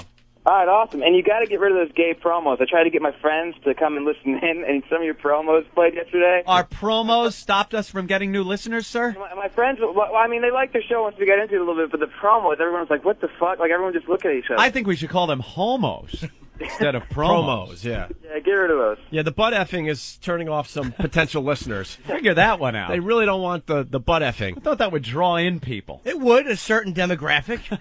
You know, men 18 who will never make it to 35. You're awful. You guys are definitely staying in New York, right? You're not going to D.C.? I know. Well, we kind of made them build this whole facility here in New York, and that's why the growing pains, because we're still trying to figure out this place. Yeah, I got pissed when I listened to that your ungag thing. You guys said they made it seem like you guys were going to be in D.C. No, D.C. is a really cool facility. There's a lot of great guys down there, and we'll do some shows from down there. Yeah, but we don't work well around upper management either. No. And I don't want to be down there because I just know it's meetings. They love their meetings at XM. Drag them. I've seen more conference rooms down there than anything else. I think it's only second to the number of studios they have or the number of conference and little meeting rooms. You know what I noticed? Just people walking around with clipboards, going from one room to another. And you don't know what they're doing. They're just going to meetings. Over and over again. Hashing things out, Opie. Thank you, Andy. Letting you do whatever you want. I know what's great about being up here. Show's over at 10. We're out the door by 10:05. No one knows. No one knows. They call us on our cell phones. No, I'm at the office, and we're preparing for tomorrow's show. I'm already dozing at the wheel at 80 miles an hour on the expressway at 10:30. Right, the Opie and Harry Chapin show. All right. We got to promote the FU line as well. That's not working yet. We have some. Is that working? No, it's a number where you could leave your FUs, and then when we're really slow on the show, we could play some of those, and that'll eat up some time. There's a promo for it, but the line's not working yet. So. All right, well, we'll get that up and running hopefully by tomorrow. Yeah, get people calling the line that isn't working yet. That's good. So I won't even give out the number until we get that working. Are all these numbers up on opieandanthony.com? They are all up on all the sites, yes. All right, thank you, Steve, with that fine, silky voice. Martini Steve. By the way, you know one of the worst parts, if I could just jump in about when we got the boot, was I got 1,000 emails in my account for Tinkle Drinker at AOL, which was my old email address, and then they dumped me. They made me change. They have a term of service violation, so now it's Yellow Treats. Who would think Tinkle Drinker couldn't be on absolutely. Wholesome AOL. You're still with AOL, by the way? Yeah, it's just a little bit easier. My God. I know. Take the training wheels off your internet connection, my friend. You're right. Plus, there's always the FBI people in those little chat rooms. Hi, Lolita 45. How are you? Well, in the olden days, when the internet first really started taking off, early mid-'90s, you would go into the little chat rooms and whatnot on AOL and trade GIFs, trade GIFs. Remember that, Hope? We'd sit after the show in Boston. That was when we were at AAF. And just get bestiality pictures and just the most disgusting pornography possible. And it would take a good minute for each picture to download. You'd get the scrolling. You didn't know what you were going to get. Down. It was kind of like opening up a Christmas gift. Yeah. You had no idea until it the older revealed days. itself. You would describe the internet in the early days perfectly. It was like the Wild Wild West. Yep. Anything like the went. Wild West. Anything went. And it was just trash. And I loved it. Now it's all... Yeah, you could get so much free stuff back then, too. Now everything's pay. It's so hard to get good pornography for free. Huh? All those places like Kazaa. Yeah, but I don't do peer-to-peer stuff anymore. My computer is pristine, virus protected. Anytime I download any program for peer-to-peer to get some smut or movies, illegal movies and whatnot, I want to download feature films before they come out. I want to do all that fun stuff. But I download the program, and all of a sudden I'm getting pop-ups and all kinds of crap. So no, I don't do that anymore. I search it out still. I could find some stuff. Anthony, they're freaking out in the big booth over there because we got to take a break. So they can play another George Carlin bit. It's Steve. It's the Opie, Anthony, and George Carlin show. We'll go to Cindy really fast before we take a break, okay, Steve? Thank you. Cindy. Hey, guys. I'm a long-time listener from New Jersey, and I just want to say I totally agree with the guy before. You have to stop the gay promos. It makes you sound horrible, and no one's going to listen if you keep doing the gay thing. Yeah, we're really not into the butt effing. It does? It makes it sound horrible? No, it makes it sound gay. Well, like we're it's fairies. a message. Not that there's anything wrong with Summer Tuesdays and all that. gay. Oh, wow, today's Tuesday, right?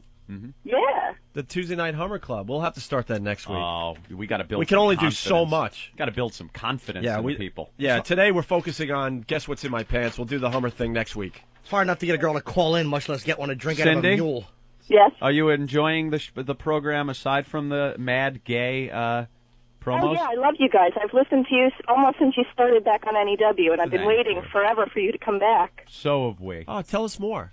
Thank you so much. Oh, you're welcome. Have you ever been part of our program as far as, like, Guess What's in My Pants or anything fun like that? No Guess What's in My Pants, and I'm driving, so it's hard to do that sitting in traffic or crawling along in traffic. That's okay, because we got a hot 20-year-old from Michigan that's going to play with us in a little while. Yeah, that's good. All Good right. for you guys. And it's good to see that the instant can't say instant feedback. The feedback is working today, and we can print them up so we can read some of them. How about immediate feedback? Immediate? Because it's immediate. It sure is. Kind of like instant, but with different letters. Why don't we get a thesaurus and rename it? I like that. Look up instant in the thesaurus. Immediate feedback. Steve, hit the button. Let's listen in on a show prep meeting in the Opie and Anthony laboratory.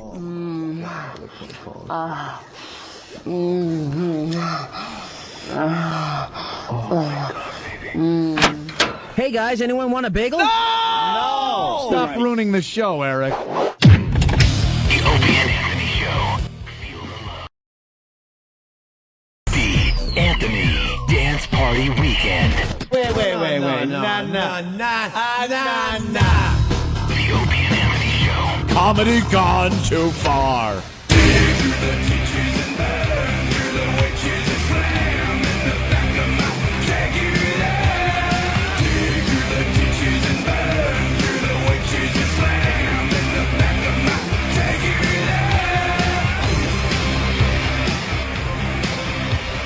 The Opie and Anthony virus is spreading across America. Yeah. Tell your friends about Opie and Anthony on XM Satellite Radio. That would be a big help, considering at this point we're talking to an audience the size of a college radio station. That'll grow. I'm adjusting my headphones again here. Me too. They'll figure all that out. All of a sudden the volume is up full. Another nugget popped out. Did it? When does this start becoming toxic? 3 days? You're fine. I'd like to know when do we not have to wait for Opie to come out of the bathroom so we can go in because there's only one key for 40 people up there. I can't get my building ID because they want you to do it on Tuesdays and Thursdays between 2 and 2:30 only. It's the only time you can get your ID. Scumbag building people. It's kind of fun to try to figure all this crap out. Yes, Ed? Hello, there we go. What happened? Now my headphones are up full blast, and I can barely hear me. Steve. Yeah. I don't It has know what nothing happened. to do with me. I'm not doing it. What is Mike Piazza Face in there doing? It's up full blast, but I can't have it up full blast because it's going to kick in when, and my head's going to explode. Ope's board is running your levels right now. Can you? What am I? Should you turn me up a little? Oh, move that one right there. The thing. No, Ben. This. Can you hear? What? That's not doing anything to mine. All right. See, Mine's Steve, fine. you're such an idiot. No, I'm not. It doesn't control his volume. No, I think the volume. No, that doesn't do it either.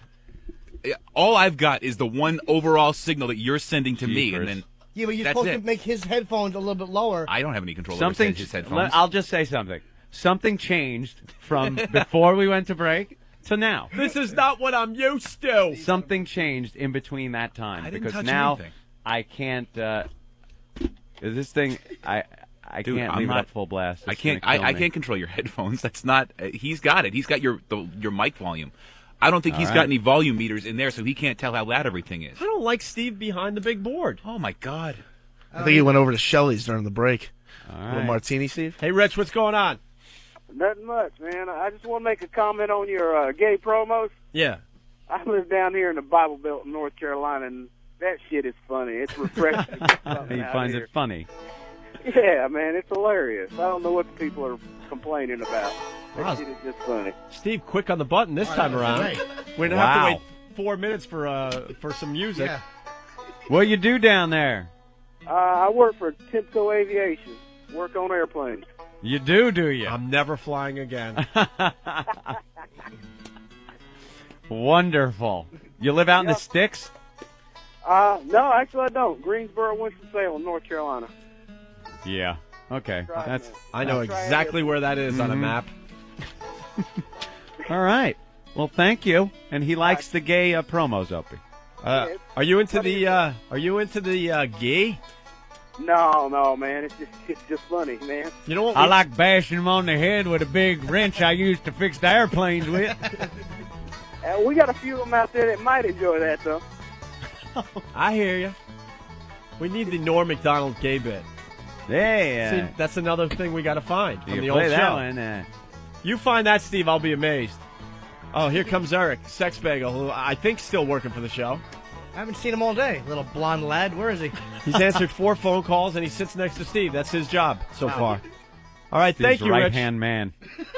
That's right. Y'all keep up the good work now. You Thanks, hear? buddy. All right. Sitting at the right hand of Steve. Yes, blonde Eric. You want to call up this girl from Michigan for the second version of Guess What's in My Pants? I would love to play that again. Yeah. All right. Also, I want to thank the guy. Maybe he'll call the show.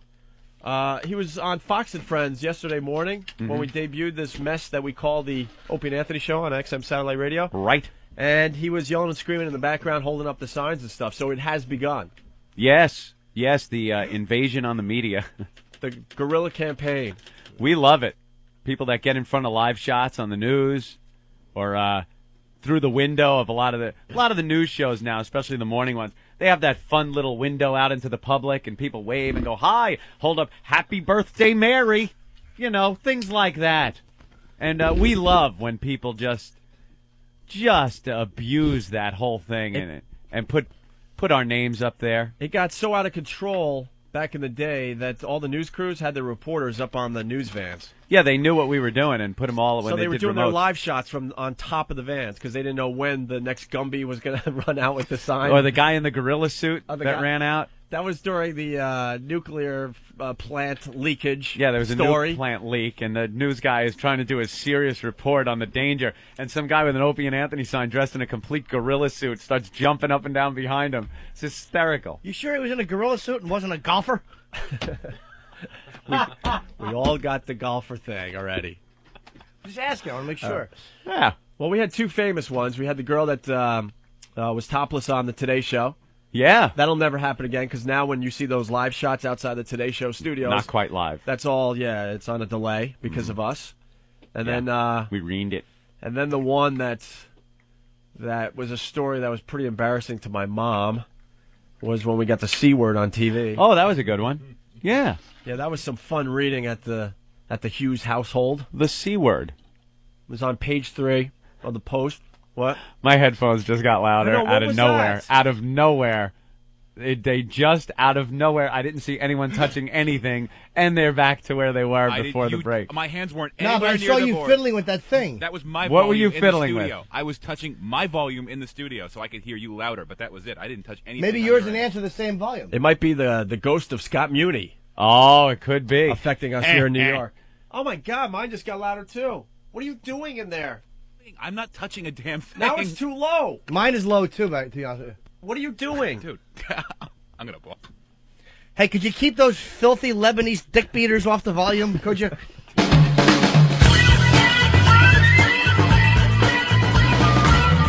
that is now way too And loud. that's really loud. That's Oh, not my me. God. They're going to have to totally revamp everything. Look, I could solve the problem. Just give me a master volume switch right here. I agree. I could take care of all of that. Maybe they could get Eric Estrada in here and he could fix it. Eric Estrada. That fantastic smile that guy has, whoever he is. Anyway, so we got the C word on. Yeah, a sign with the C word being held up. That was a biggie. We thought we were going to get the boot from that one, too. So whoever started it on Fox and Friends yesterday morning, thank you. It has begun. It has begun. I think the video will be up on foundyourmusic.com or opieandanthony.com later on today when Steve updates his website. Hey, Dylan, what's up? Hey, who am I talking to right here? O&A. Hey, man, listen. And Jay. I'll tell you what's up, man. I saw you guys' article on USA Today. Dylan! Yeah. And I thought, for radio personalities, you guys are pretty hot. I thought, well, I'm going to go ahead and give them a try and listen to them. So I've been listening to you off and on the last couple of days. And I need to know, with all this gay talk and shit like that, are you guys, like, for us? Are you against us? Do you want us listening? Do you want us thinking about you? We love the homosexuals. We love the gay. Whatever it takes to get listeners. You know, it's not my cup of tea. So, but it's... But, you know, if you want to do it, hey, we don't care. I'm not going to stop you. Hey, man, you know what they say the difference between a gay guy and a straight guy is? 6-pack of beer. Yeah, something like That's that. it, buddy. Nobody minds. I've drank plenty of 6-packs in my day, and it hasn't ended with a dick chaser. So I don't know how true that rumor is, my friend. I even had the story of the treehouse, and I was drinking beer that evening. Man, living my circuit, man, sometimes it doesn't even take a 6-pack. I had a best friend that turned gay right in the middle of me being a friend with him over the years because we were kids, you know, we were pretty young when we first met each other. And then I guess going through puberty and whatnot, he took a little different direction than me. Is this the Tree Fort story? Tree Fort with Richard. The Richard Tree Fort story. It was out in California. And, you know, he'd been my friend. We used to go fishing together. We'd get our little fishing poles and our bicycles and drive down to, or ride down to Dana Point in California and go fishing. Sure. Just two young boys going fishing. And then, we'd go horseback riding because we all had horses and whatnot. And we built tree forts. Just things boys do at that age. The tender ages of 12, 13, 14. And then 15 or 14 into 15 happens. And he took a little different direction, Opie. And I found this out. One night when we decided we were going to camp out at the treehouse at the ranch where we kept our horses. We were going to camp out, me and Richard. Oh, God.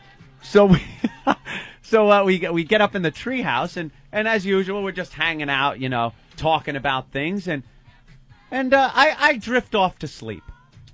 Actually, I'm trying to go to sleep. Richard, I guess, is ready to go to sleep and I think everyone's ready to go to sleep. Oh no, the night's just beginning for him though. Right. Okay. Because he leans over and whispers, "Can I suck your cock? Can I give you a blowjob?" I've never heard the story told this way before. And I'm like,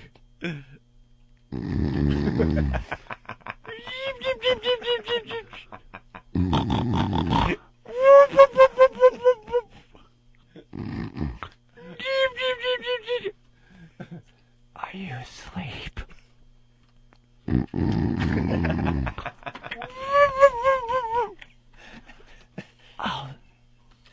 I'll suck your...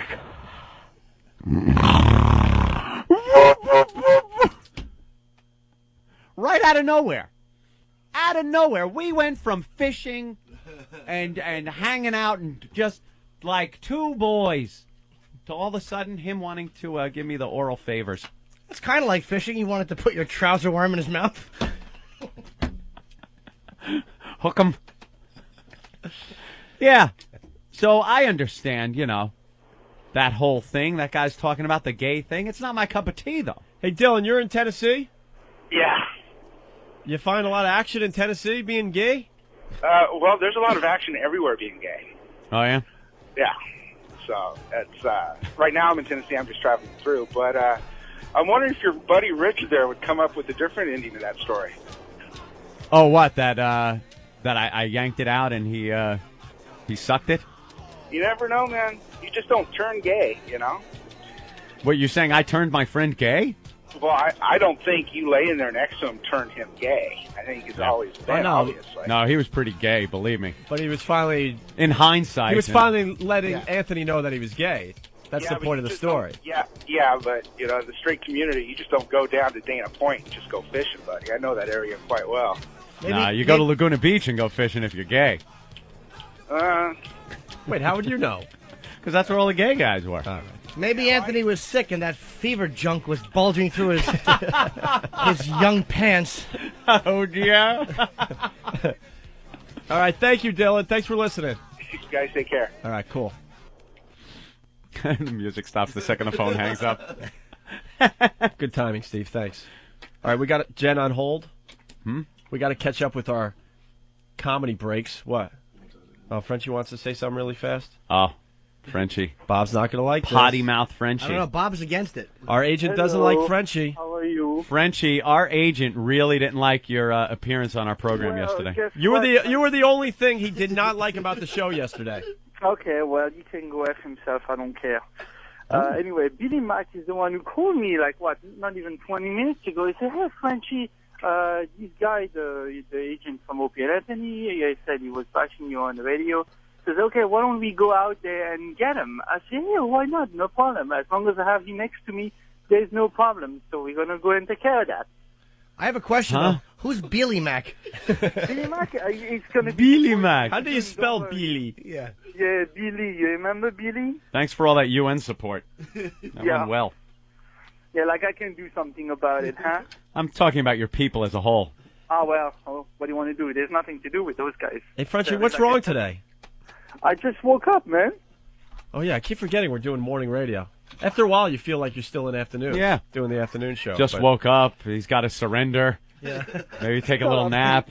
Cook some French bread and then surrender some more. Is it hard sleeping when your white pillowcases are all on sticks? No, you have not. Oh, what do you think? You son of a bitch. You son of a bitch. You all right. goddamn pussy. Cook some strudel for some Nazis. Keep them nice and strong. Go F yourself. And I'm sorry, I was actually cursing a little too much yesterday. Yeah, you were saying the C word a lot yesterday. Yeah. That's like the atom bomb to the chicks out there. That's what they deserve, so what do you want to do? All right, Frenchie, you have nothing today. Thank you. Yeah, well, I'm tired, and I just got up. All right. Well, could you give it a few minutes before... What's that? Suck it and die. It doesn't even... It's not... There's got no anger behind it. He's the mellow Frenchie. You're too mellow. You just woke up. You got to give it some time. Yeah, well, I have to just take a cup of coffee, and after that, I'll be fine. Absolutely. Maybe allow another European to walk into your home and just take it over. Over my dead body, you faggot. Yeah, apparently not.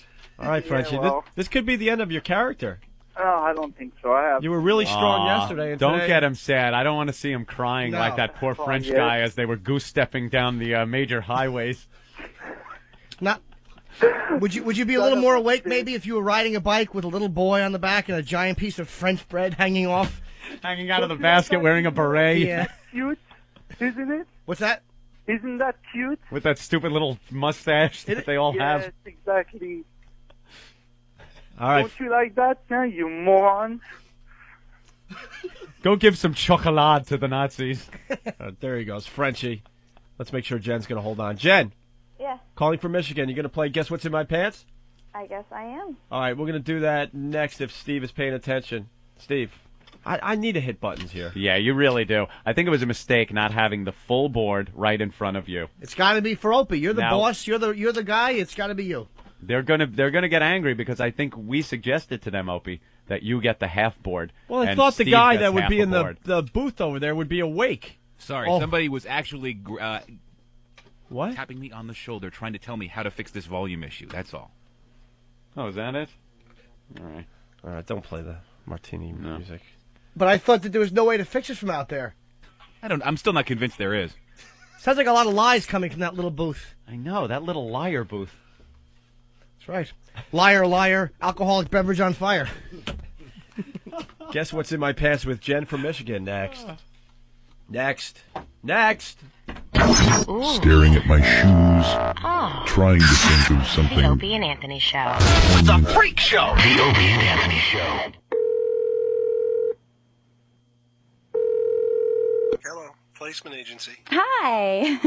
Hi. Oh, I need a job, I guess. Great. What field? Accounting, clerical, data processing? I don't know.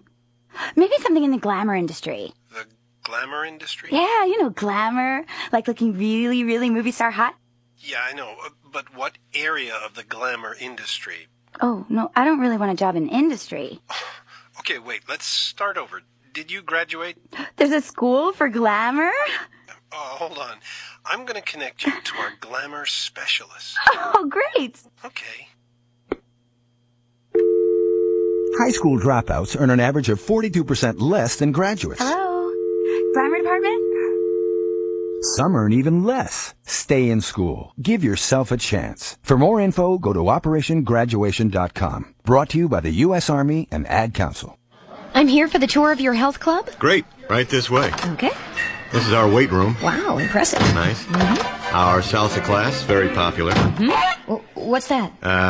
Called a bird. That's a stork. Yeah. What's it doing here? I don't know. The merengue, possibly? No, come on. Really, what's it doing here? I don't know. Maybe somebody's pregnant. Sometimes a pregnancy can surprise you. So the March of Dimes recommends you take a multivitamin with folic acid every day as part of a healthy diet. It's not only good for you, it's good for the baby you may have someday. Folic acid is a B vitamin that may help reduce the risk of certain serious birth defects if you start taking it before you're pregnant. Some studies suggest it may help prevent heart disease and colon and cervical cancer in women. That stork's coming right at us. Correction. That stork's coming right at you. Are you sure? Oh, yeah. I'm pretty sure. Oh. Yeah. Oh. There you go. For more information, call us at 1-888-MO-DIMES or visit our website at modimes.org. March of Dimes. Saving babies together. Parents, did you know that you can help keep your kids in school simply by encouraging them? It's easy. Listen. Honey, I read your English paper. It was great. Wow, thanks, Dad. If that's not enough to motivate you, think about this. High school dropouts earn 42% less than graduates. Someone will have to make up that difference. And chances are, that will be you. That means paying 42% of their rent. Or I could just live with you. 42% of their groceries. Ooh, more candy. 42% of their trips to the dentist. No more candy. And 42% of the therapy sessions where they will discuss you. It's all my dad's fault.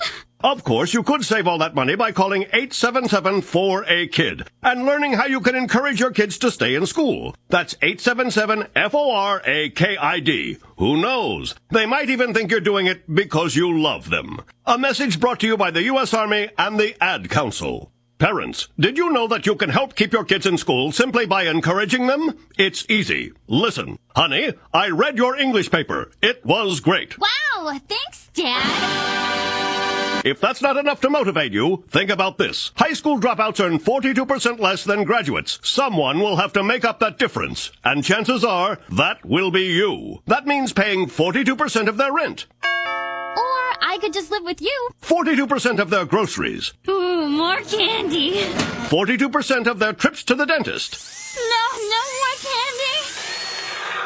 And 42% of the therapy sessions where they will discuss you. It's all my dad's fault.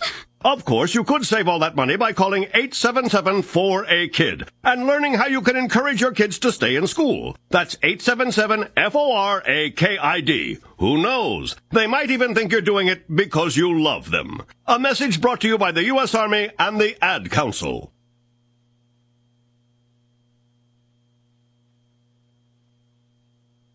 The Opie and Anthony Show. It's fucking stupid. The Opie and Anthony Show.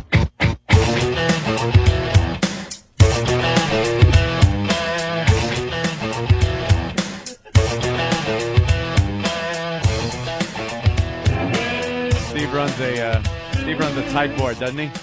As tight as Courtney loves twat. Yeah, this is the Opie and Anthony Show. We're trying to figure out the volumes on everything. It's driving the listeners crazy as well. Yeah, people are going crazy. Guys, your sound levels are screwed. Whenever O and A are talking, I have to jack up my XM radio because I can barely hear them. When you play the bit or go to a commercial, the sound's normal. All other times, you can't even be heard. Great. Getting a bunch of those. Can't hear. Too loud. All right, well, hopefully we'll be able to hear this. It's Jen from Michigan. Hey, Jen. Hey. Are you a fan of the show, or did you just get turned on to this mess, or what? I actually just heard about you guys. Really? That used to live back in New York, yeah. And what, they said you got to check us out? Yeah, pretty much. He was listening to it on his CDs, and he was listening to an old show, and I just was like, who's this? And he's like, oh, it's Opie and Anthony. You got to check him out. Yeah, our stuff is being traded all over the world at this point. So. Yeah, he got it over the internet, I believe. There's a great website, oavirus.com, that has a lot of our stuff. Yep, that was exactly the one. Oh, very cool.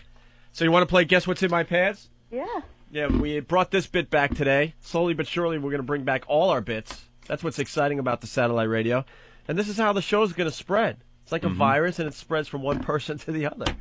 Okay. Do you know how to play Guess What's in My Pants? No, I don't. Still don't have the theme music that kind of explains it, and it's a fun little ditty that gets everyone excited for the bit. Eventually, we'll have that, too.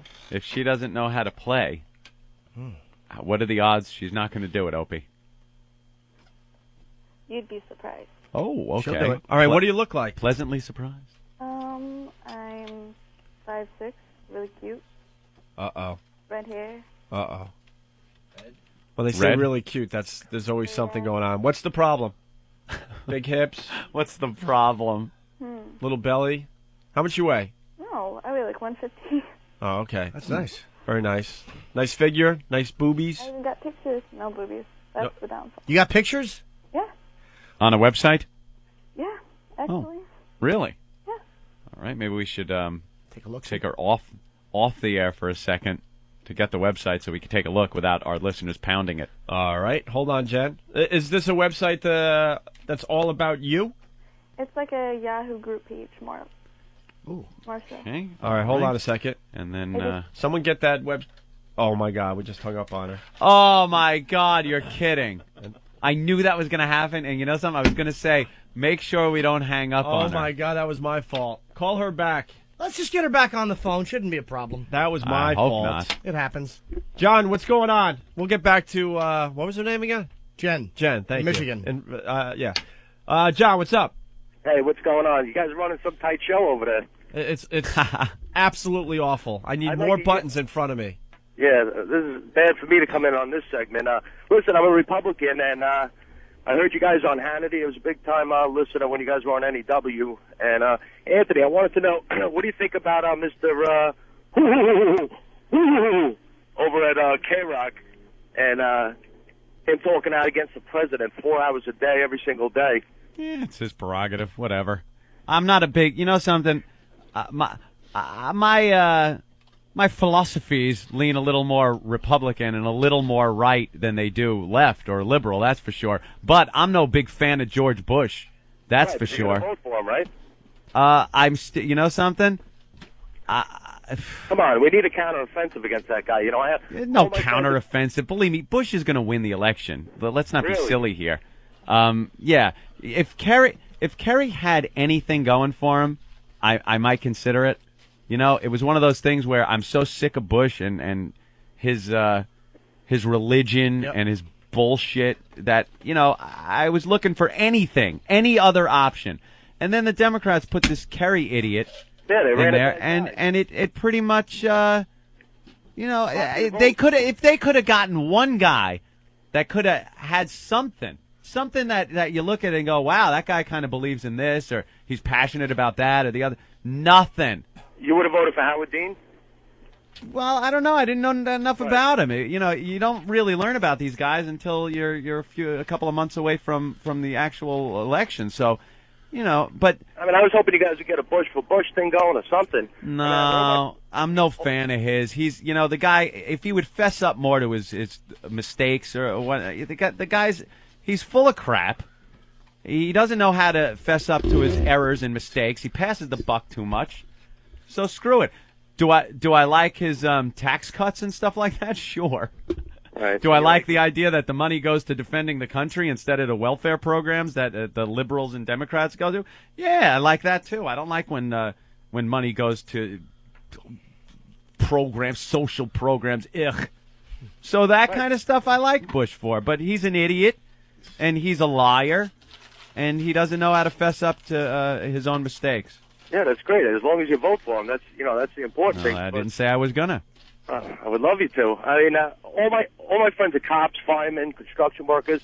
Middle class guys, and they're getting brainwashed by that guy over there. Believe me, no one's getting brainwashed by Kerry or the Democrats either. The far right and the far left are both equal idiots, and they're the ones trying to do the brainwashing, and it ain't working. You got to make up your own mind. All right, listen, I don't want to bore your audience to death. Yeah, really. Too late. Good job of that already. Too late. All right, thanks, John. All right, that was called filler. We got Jen back. It's our political break. Jen calling from Michigan. Sorry about that, Jen. Did we get the website out of? Oh no, we didn't. No, we got to get the website from her. But holy ass, dude, she was on hold for 2 minutes. You could have got the website address. No. Eric just clarified that she doesn't have a website. I was getting pictures. Oh, you're just gonna mail the pictures? Yep, I'm sending the pictures. Oh, she's sending them now? To yellowtreats@AOL.com? No. Oh, I don't know. I'm just checking. All right, Jen. Well, we'll explain Guess What's in My Pants as you email some pictures over to us, okay? Yes. Basically, are you in your little room? Yeah. How old are you? How old am I? I just turned 20. Just almost missed the first teen. Just missed the first teen on the Opie and Anthony show. Almost teen. When did you turn 20? August 2nd. Okay. Wow, that is close. Everything Opie better with the word teen in front of it. Try it at home.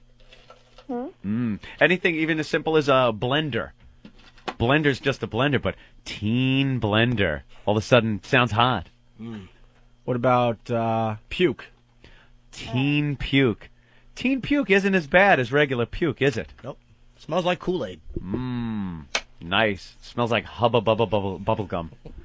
Jen, Yes. you live with mom and dad? Baby shampoo and cotton candy. What? I live on my own. You live on your own, okay. All right, you don't know how to play. Basically, you got to get naked for this. Oh, okay. So, what are you wearing? Pictures are sent. The pictures are sent. We don't Yep. even know where she sent them. Wearing a pair of jeans. Okay. Black thong underwear. All right, you're going to have to lose that. Do they stick out the top of your jeans No. when you bend over? What? It's always a good look. When girls sit down on chairs or something and you see the thong come up out of the back of the jeans. Nice. All right, take the jeans off and the black thong. Okay. All right, and what we're going to ask you to do is rub your phone down there. Okay. Right in your lap, right on your hair. Okay. And we're going to guess what kind of hairstyle What kind of hairstyle you have. Don't reveal what type of hairstyle you have under any circumstances, okay? All right. All right. Are you naked? Yes, I'm lower half, yes. Okay, good. Ugh. Okay, ready? What'd you do, Opie? All right. Hold on. I got to Making clean a up. mess. What are you doing? I don't know, man. He's making a mess in front of him. All right. Cleaning up with tissues. Well, I was going to explain to the people at home, they can play along. They get to guess as well. And Yes. the guesses are the 70s Earth Mama muff, better known as the pool rack with afro hair. Uh-huh. Also the landing strip, Anthony. That was called a mohawk, I was informed. Oh, that's Remember, right. we called it the mohawk. That is where a girl shaves the sides of her natural triangle into a mohawk. It's a strip. Okay, so the mohawk. And then the Hitler mustache, which is a modified mohawk. It's the same as the mohawk, only you're cutting the hair downward from the belly button down toward the hot spot. I see. And then the final choice would be the wood floor. The wood floor, which is clean-shaven, like Jean-Benet Ramsey. All right, we're ready to play Guess What's in My Pants, or Guess What's in Jen's Pants. All right, Jen, if you will, up and down with the phone. Okay.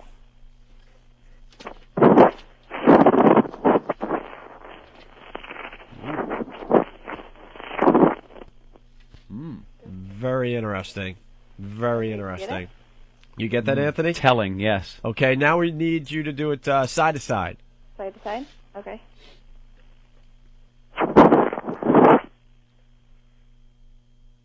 Again? Again? Interesting. Very interesting. Yes. We're going to do the circular motion, too? Mm-hmm. All right, the circular motion. Okay.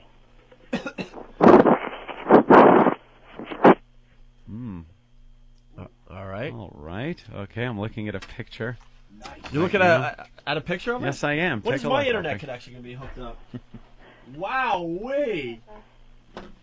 Yeah. Very nice. You're very attractive, Jen. Is that the black thong you're wearing in the picture? Similar. Ooh. Very nice. All right, do you need to hear any of the rubbing again? You were distracted. I think just you need a side to side. the side to side? Yeah. All right, let's do the side to side again, Jen. Okay. Got it? Yeah. I know. Yeah. That was very telling. Anybody want to ask a question to help you along? Are you single? Yeah. Ooh. And you want to ask a question? You're single, but when was the last time you had sex with somebody? A week ago. A week ago, okay. And That's what's your telling? What's your favorite band? Hey, they just gave me a picture of your hiney. Can I Very see it? nice. Look at that. What's your favorite band?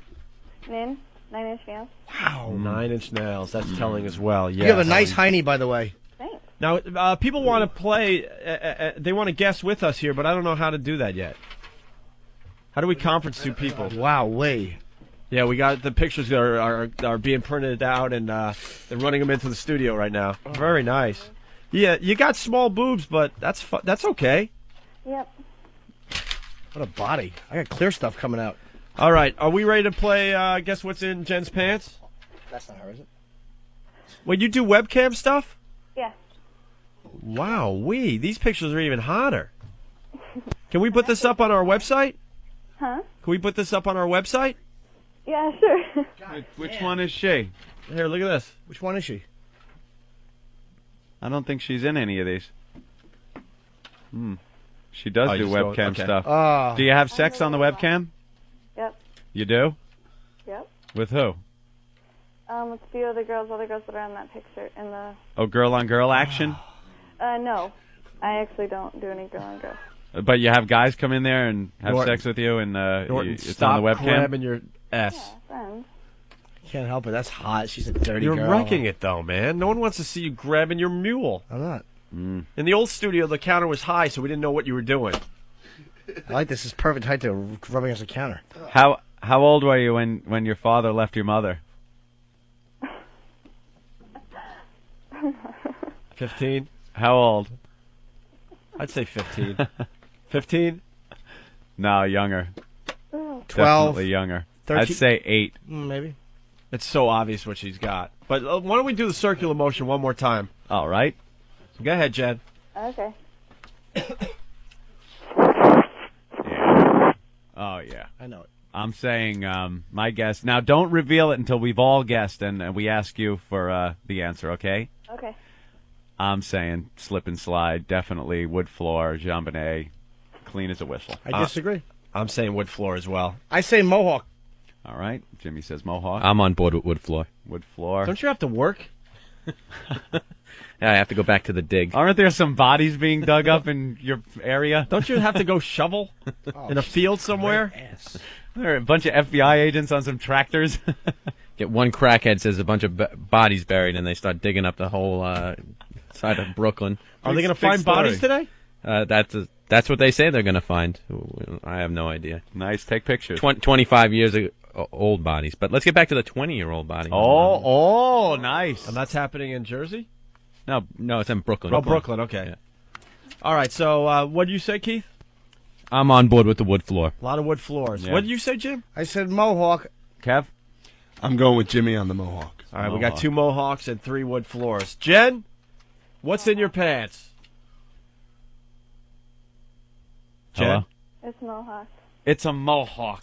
How do you know, Jim? I could tell because of the inconsistency when she went left to right. There was a slight break in the sound. It was like sound, different sound. I didn't hear that. Yeah, that's why you guys can say what you want about me pushing my big, delicious member against things, but I listen. She certainly did listen. Very nice, Jen. Wow. Well, we're going to put your pictures up on our website, okay? Hey, how can we see you on a webcam? How can we see you on a webcam? My screen name, Dirty Alyssa. Dirty Alyssa? Uh-huh. Oh, I like that. Stop. Jim, Jesus. Look at her hiney. How grabbing nice himself. is that? I bet you should drop a log the size of Howie Long's forearm right out of that thing. All right, Jen, thank you so much. No problem. All right, we can hang up on everyone else because I didn't know how to conference anyone to guess. So. Oh, she was sexy, man. That was good. She was dirty. Oh, dirty Real girl. dirty girl. Little Mohawk. Turn the cameras on. All right, Keith, we're going to get the wiffle ball bat. I want to see what that thing looks like. Oh, yeah. And we'll do that next here on the Opie and Anthony show. Wonder how long it would take to get a taker for that, Opie. Those are usually reserved for girls that come down here live and have participated in some type of pornographic movie. We haven't had a live girl yet. No. Plenty of guys stopping by to say hi to the old boys. Great. Remember the one that stuck the asparagus? Madison? Remember her? The stripper. Yeah. Madison. Boy, you never see strippers named Madison, do you? No, it's rare. I saw one named Tiffany and one named Amber, but those were also anomalies. Yeah, you never see that. Yeah, she took asparagus and put it in her back door. It's great. Oh, really? That was a funny one, yeah. Yeah, but that was easy. It's still funny, though. It is funny. There's absolutely no reason to do that. No, here, just take this, whore. All right, take it out. All right, let's do what we have to do. Dumpster diving for ham scraps, you 6-piece chicken McNobody. An open letter to Opie and Anthony. Anthony, if your penis wasn't so small, I'd let you shove it in between my big It's a freak show. 100 channels of crystal clear digital audio. XM satellite radio. Radio to the power of X. In the groove. Opie and Anthony. Do some push-ups, fatty. This is the best show ever. The Opie and Anthony Show. Are you breathing?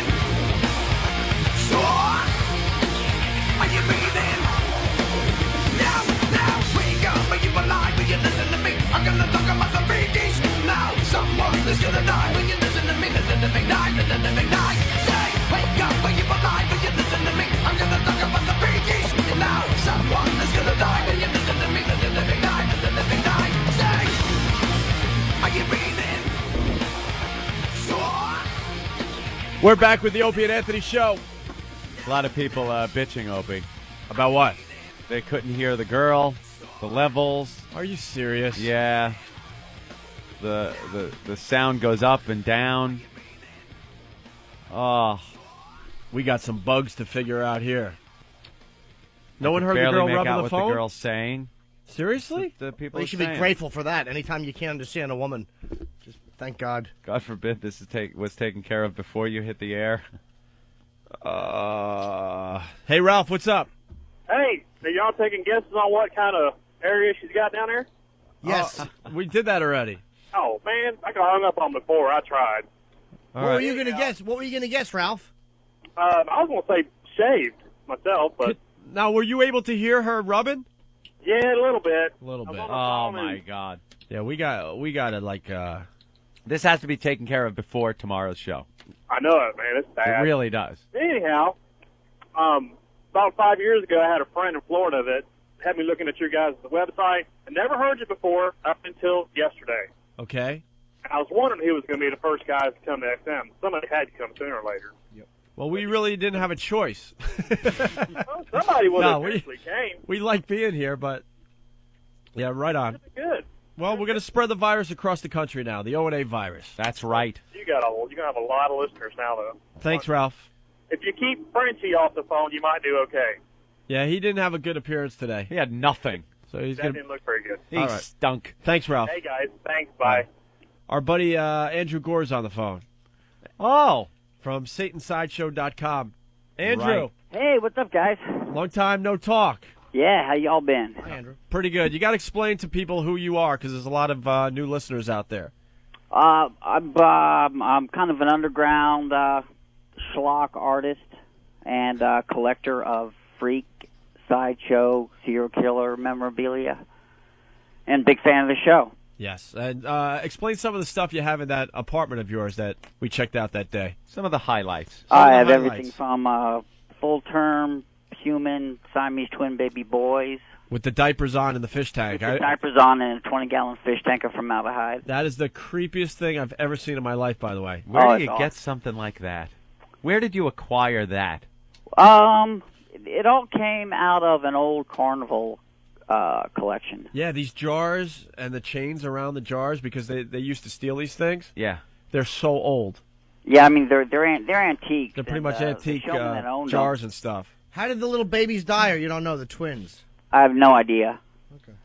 The consumption. They But got this the is- consumption. This is very rare stuff these days because they don't show this stuff on during sideshows anymore. No. Oh, yeah, I mean, all the sideshows now are just mostly working acts, fire eaters and sword swallowers and stuff. Boring crap. Guy that puts the Yeah, nail but in I his want to nose. see the real stuff. Yeah, the freak show stuff. Yeah, I mean, I want to see the human torso and the half boys and So what else you have in that apartment? the serial killer stuff. I got a ton of that stuff. I got the drainage grate where Abigail Folger got killed by the Manson family up at the Sharon Tate house. And I have pictures of the crime scene photo. The shroud or the terry cloth cover they covered Ted Bundy with when he was electrocuted. Wow. With pictures, and I got that from the funeral home that had the contract with the prison. You got the whole thing or just a piece of that? I got the whole thing. Very cool. Ugh. What else? Creepy. I know you have like hair and stuff. Oh yeah, I mean I got Charles Manson's hair. I have a few skeletons, human skeletons. And you got a couple serial killer pen pals, right? If I Yeah, remember, I the was one guy in Europe, I think. Yeah, Nico Klaus. What's The Nico's vampire of Paris. Yeah, what's his problem? His problem was he would suck it. Yeah, exactly. He would just drink blood for nourishment. I think he worked at like a blood bank or a hospital or something, and he would steal the blood. Clever. And actually drink it. Hey, you ever talk to, my personal favorite is Edmund Kemper. You ever talk to Edmund? Never. But you know who he is, right? Yeah, I'd never have. What did he do? He was I believe, the California co-ed killer. He's about 6'6", 350 pounds. He's a monstrosity. And, he did a little strangling and raping, I think. I mean, pretty run-of-the-mill, but he turned himself in. What a guy. He's a good boy. Very bright. Yeah, I've been really getting into, I like Ramirez a lot. He had bad teeth. Me and him were pen pals for a while. Yeah, what does he tell you from the joint? I mean, for being the devil and all, he's a nice guy. He just, pretty much, he was really into horror movies, and I was making all this merchandise and stuff with his image on it, and prison got all bent out of shape about it. Who's buying merchandise with his image on it? Yes, I was doing the, Richard People Ramirez actually doll. buy this? Now, we have a problem, I guess. Opie more than I has a problem that that you might be able to take care of. Sure. Well, on the old show, I bragged how I was a huge fan of the pickled punk. Yes. And you finally gave me one as a birthday gift. Mm-hmm. I really want to return it to you. Well, okay. I think it has brought me bad luck. This is what I've been hearing. And it's hidden in my closet, and I need to get rid of this thing. The O&AB, I call it. So how do I dispose of this pickled punk? Opie believes, though, that to get rid of the bad luck, that if he returns it to you, it might get rid of the bad luck.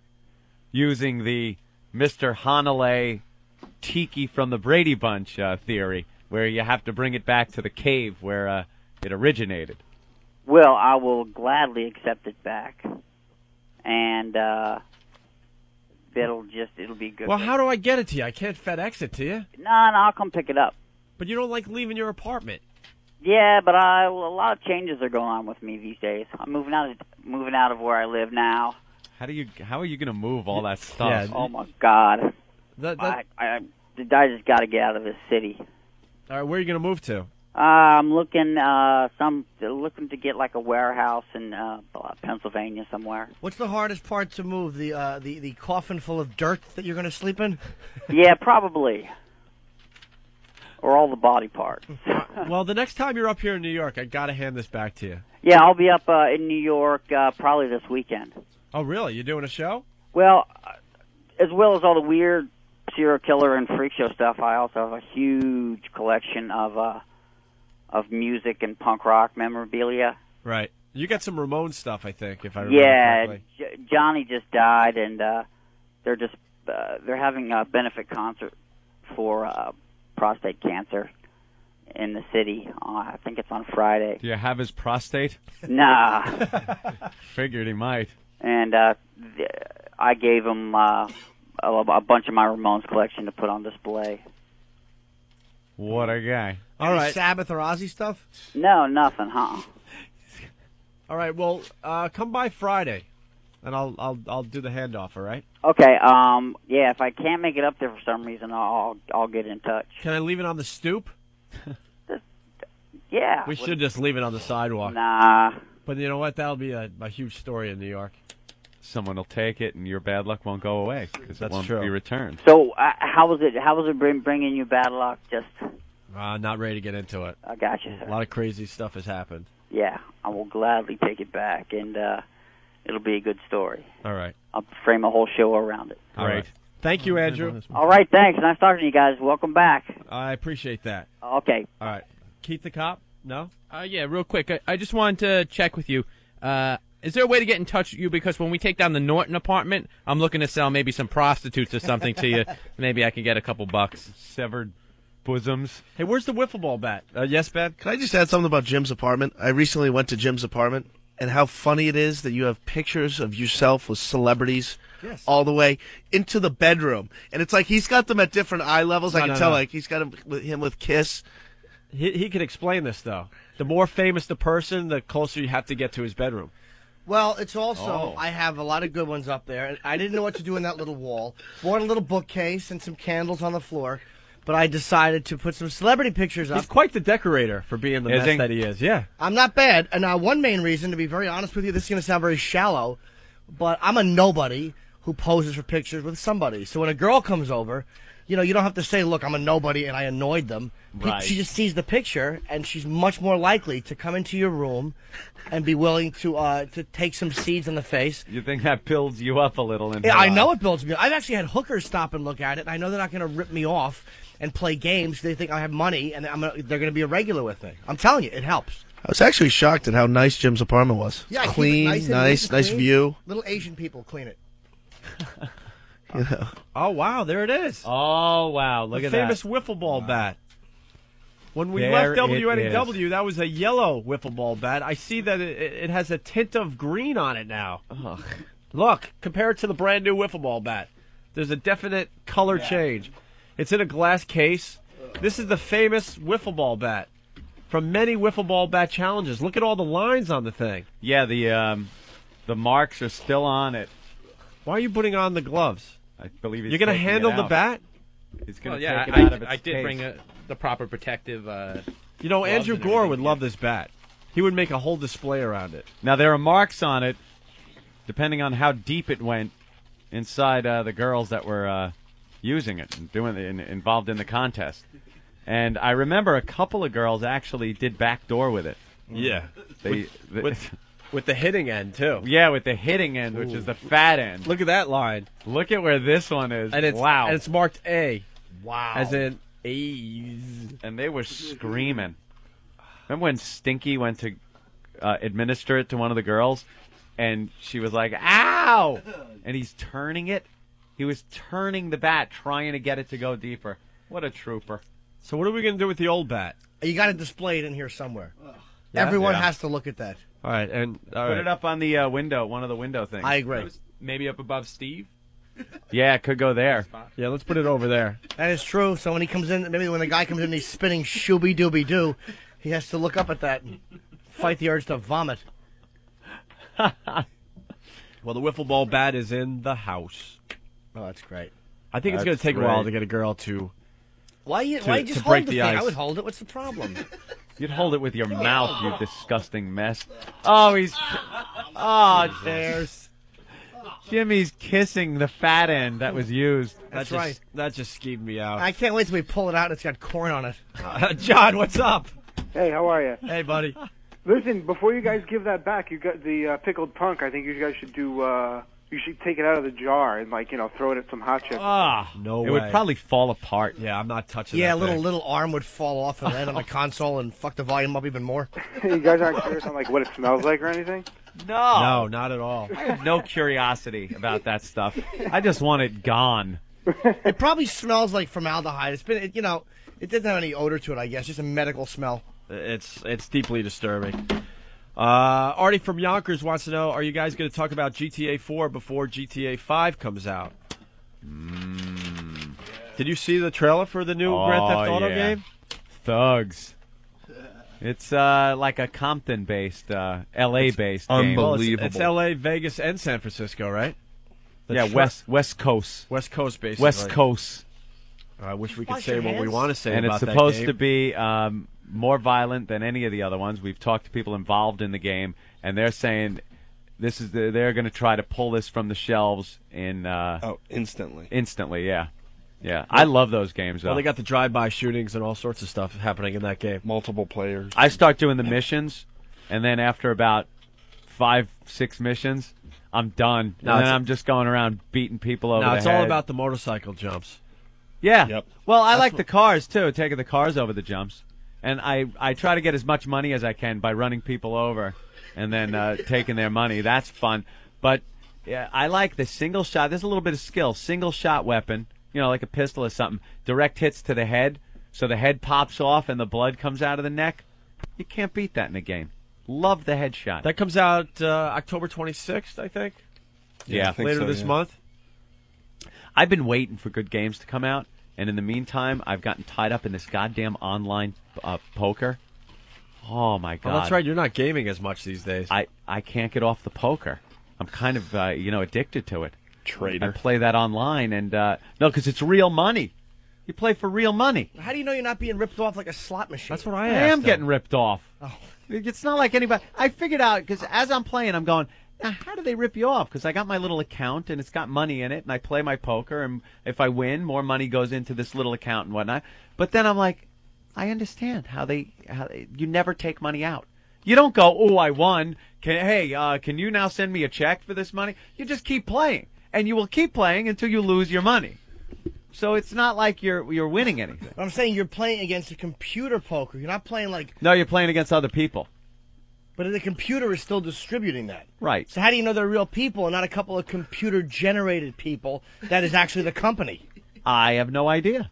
They're ripping you off. That's what I would do. I have no idea. I assume they're regular people. They chat back. Are you up or down? Oh, okay. At this point? Down now. Way down? Not way down. About, I guess, 150. Smarter to play online poker or the stock market? Online poker now, I would think. Yeah, I'm down about 150. I took my $50 when I first did it, and I brought it up to almost 500 playing, the Texas Hold'em. And then, again, you don't call up and say, hi, I'd like my money now. You don't. Can you? I guess you could. I don't know if they'd give it to you. I don't think anyone's ever done that, because then you would stop playing. You don't stop playing. You keep playing. I don't know. I play one or two hands, and I'm done. Really? I love to go sit down. Oh, you don't have an addictive personality. Oh, dude, I'm a psychopath. I know you are. I just like to hurt the other gamblers by getting up and leaving. Hey, didn't you give me a chance to... Nope. I'm not. Yeah, you got to give them a chance to get their money back. No, you don't. That's the thing that Martini said in Cuckoo's Nest. How are we going to get our money back? You're not. Mr. McMurphy has been running a small gambling casino in the tub room. Well, these things have taken off because of the TV shows now. Every other channel now has the poker on it. The Texas Hold'em. Yeah, Texas Hold'em poker. And now everybody runs to the websites and thinks they're going to be, the next big poker player, and it doesn't work that way. I've seen people lose a lot of money in those rooms. You get online and you see people start out with like a few $100, $500. In 15 minutes, they have nothing left. They're off the table. It's got to be a huge scam. You think it is? We got to get to the bottom. You're onto something, but he didn't know.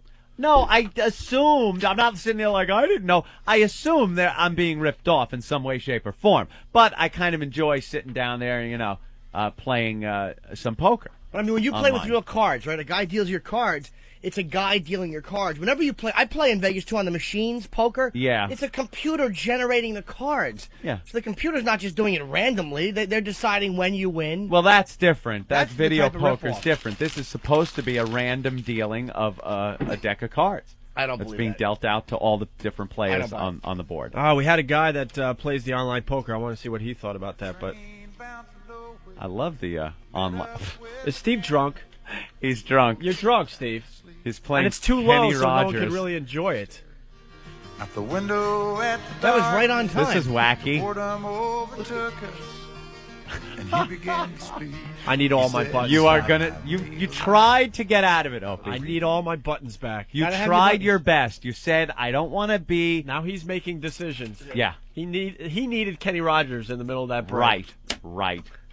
No, it's gonna have to go back to Opie controlling everything. You said you didn't want to control anything, but you really my need problem. to. I understand. Now you understand why you have to. You're the guy. You're very good at it. Hey, Chris, what's going on? Hey. You play the online poker? Yeah, I play online poker, all kinds of different online casinos, and you actually do get paid. Last year I took about $10,000 off an online casino, and this year I've probably done about $5,000. Wow. What do? Play? You make some money and then withdraw it and keep playing? Yeah, you withdraw it. They've got all these different sites that you can use to pay for your online gaming, and then sometimes they'll withdraw, Oh, I know how to put money in. I just don't know how to get money out. Sure, but you're addicted. You win a couple $100, you withdraw it, and then 2 days later you're putting more money back on there. So, you're playing just as much as you're winning. I just don't take the money out. I just keep playing with it. Oh, sure.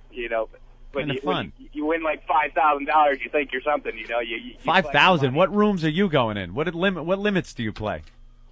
Oh, I play all kinds of different things. Anything from blackjack, poker. He's playing blackjack online. They got too. on there. Blackjack isn't worth playing online because basically blackjack's a pretty boring game. I like playing blackjack in the casino because you're in the casino and it's kind of fun, but it's pretty much a boring game. Poker's kind of fun and there's things you can do with it. It's not just like you're right, because poker, you've got all the different types of poker you can play. It's not all the same. And you could play with it. It's not like you're at the mercy of the cards you get. You can bluff and stuff with blackjack. You're just at the mercy of those crappy cards. Yeah, but they've got you. When you get hooked by winning a couple $100 or a little bit better, they've got you right there. So they know they're going to give you. You're going to get your money back to them. Somebody writing me on. Immediate feedback, Opie. Immediate feedback. Saying that he's a heavy party poker player online, and there was an article on MSNBC about how computer programs have infiltrated internet games. So, yeah, I'm sure it could be getting ripped off, but I'm just kind of paying to play the game, I know, well, but just... You know what? It's actually illegal for us to be playing it here, but the government pretty much hasn't said anything about it, Yeah, you're not supposed to be doing it online. Yeah. Are you saying they turn a blind eye to it? Perish the thought they'd not get their tax dollars. All right, Chris, thank you. Thank you. Okay, let's go to Mike. Hey, Mike, what's up, buddy? Hey, how you guys doing? Pretty good. I was just curious, what the fuck is a pickled punk? Oh, good question. Wow, he doesn't know what a pickled punk is, and we've been I guess we talking didn't about really explain it. It's pretty much a fetus in a jar. A fetus in a jar? Yeah, it's a fetus that's been in formaldehyde. In the old days, that's where all the abortions went, into jars, and then they went to the sideshows. Don't you remember? You ever see The Godfather when Sterling Hayden says, "I frisked 1,000 pickled punks"? Shit, yeah, I heard. I never even knew what the hell it was, though. All right, there you go. Now you know. All right, man. Thanks a lot. A new segment on the O&A show. Now you know. Tom from Niagara Falls. What's up, Tom? Morning. Hey. Morning. Welcome back. Thank you. Hey, guys, listen, I made some tapes of the old show, and I'd listened to them while you were gone. And there was this one episode from a couple of years ago where Laverne and Shirley were doing the VMA Awards. Oh, we love that one. Oh, yeah. Right. And they're talking to some rappers, and they're telling him about how they're the Yin Yang party or the Yin Yang twins. And now here it is, 2-3 years later, the rappers stole their Yin Yang rap. You're right. Wow, Little Tom. John. You mean Little John, right? Right. Tom, Yeah, you they just call killed this themselves the segment. Yin Yang twins, right? You're right. Good I call. think you did have a point. Sorry about that. All right, Yeah. thank you. Is it true that Lady Di and Marion went to Scott Muni's funeral after they left here? Yes, Scott's a legendary New York disc jockey, Scott Muni. He died last week, something like that. We loved that guy. He was great to us. And they had his funeral yesterday at St. Patrick's Cathedral. And Lady Di and Marion left here and went to his funeral. To pay their respects? Like they knew the guy in Did they any get in? way, shape, or form. Yeah, they got in, and they poor Earl. I mean, say what you want about Earl, but Earl was pretty close to Scott. So Earl was, going through a tough day yesterday. They followed Earl. He used to out. drive him to the stove. Yeah. They followed Earl, and come on, Earl, how you doing, Earl? How you doing? Oh, so sorry, driving Earl But nuts. how do you get? Do you mean did Lady Di and Marion get to sit next to McCartney and that? I don't know. They were in the church with, I They got guess, in. all the celebrities that went to go see Scotzo, and they got in, and they're hanging out like they're celebrities with at Scott's funeral. Whoever it was probably figured they were just too awful to not be celebrities.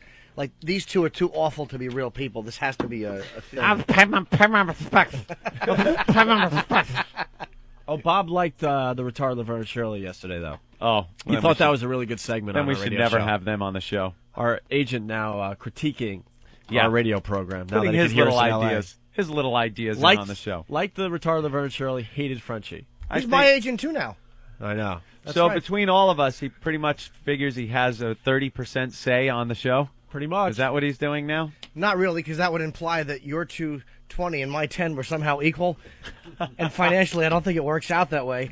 But Bob, also known as Melatonin, has been doing a good job for all of us. Hey, Josh, what's up?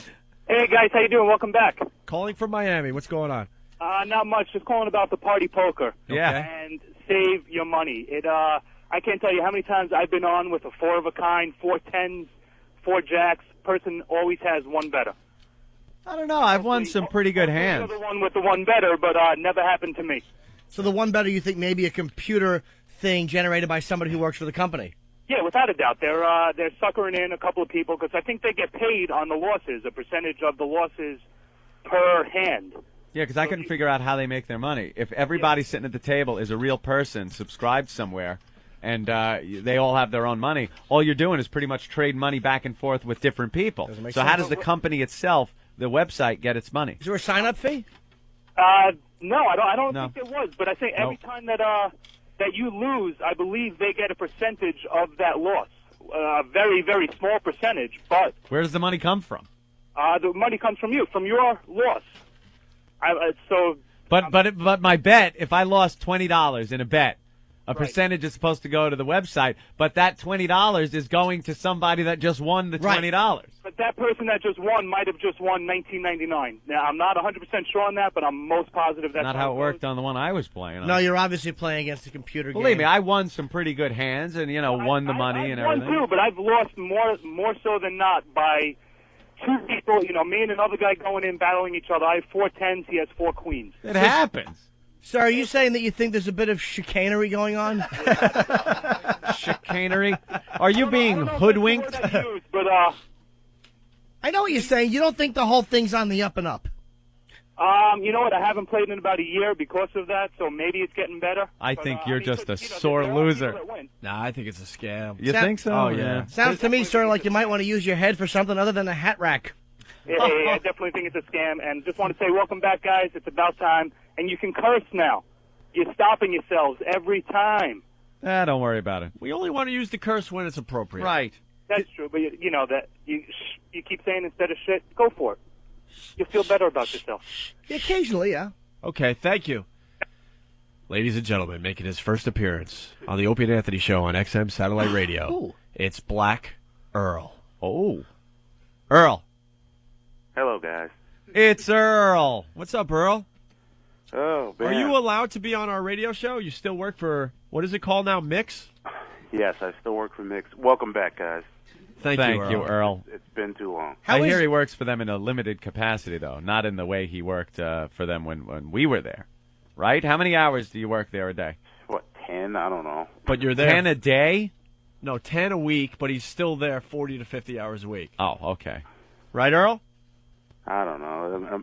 Guys, you literally just woke me up. You go into work even though you don't have to go to work, right? I don't know. It just is. I don't know. I'm not even thinking straight at this point. I'm sorry, guys. You're a lonely man, Earl. Earl, did you get any summer shoes yet?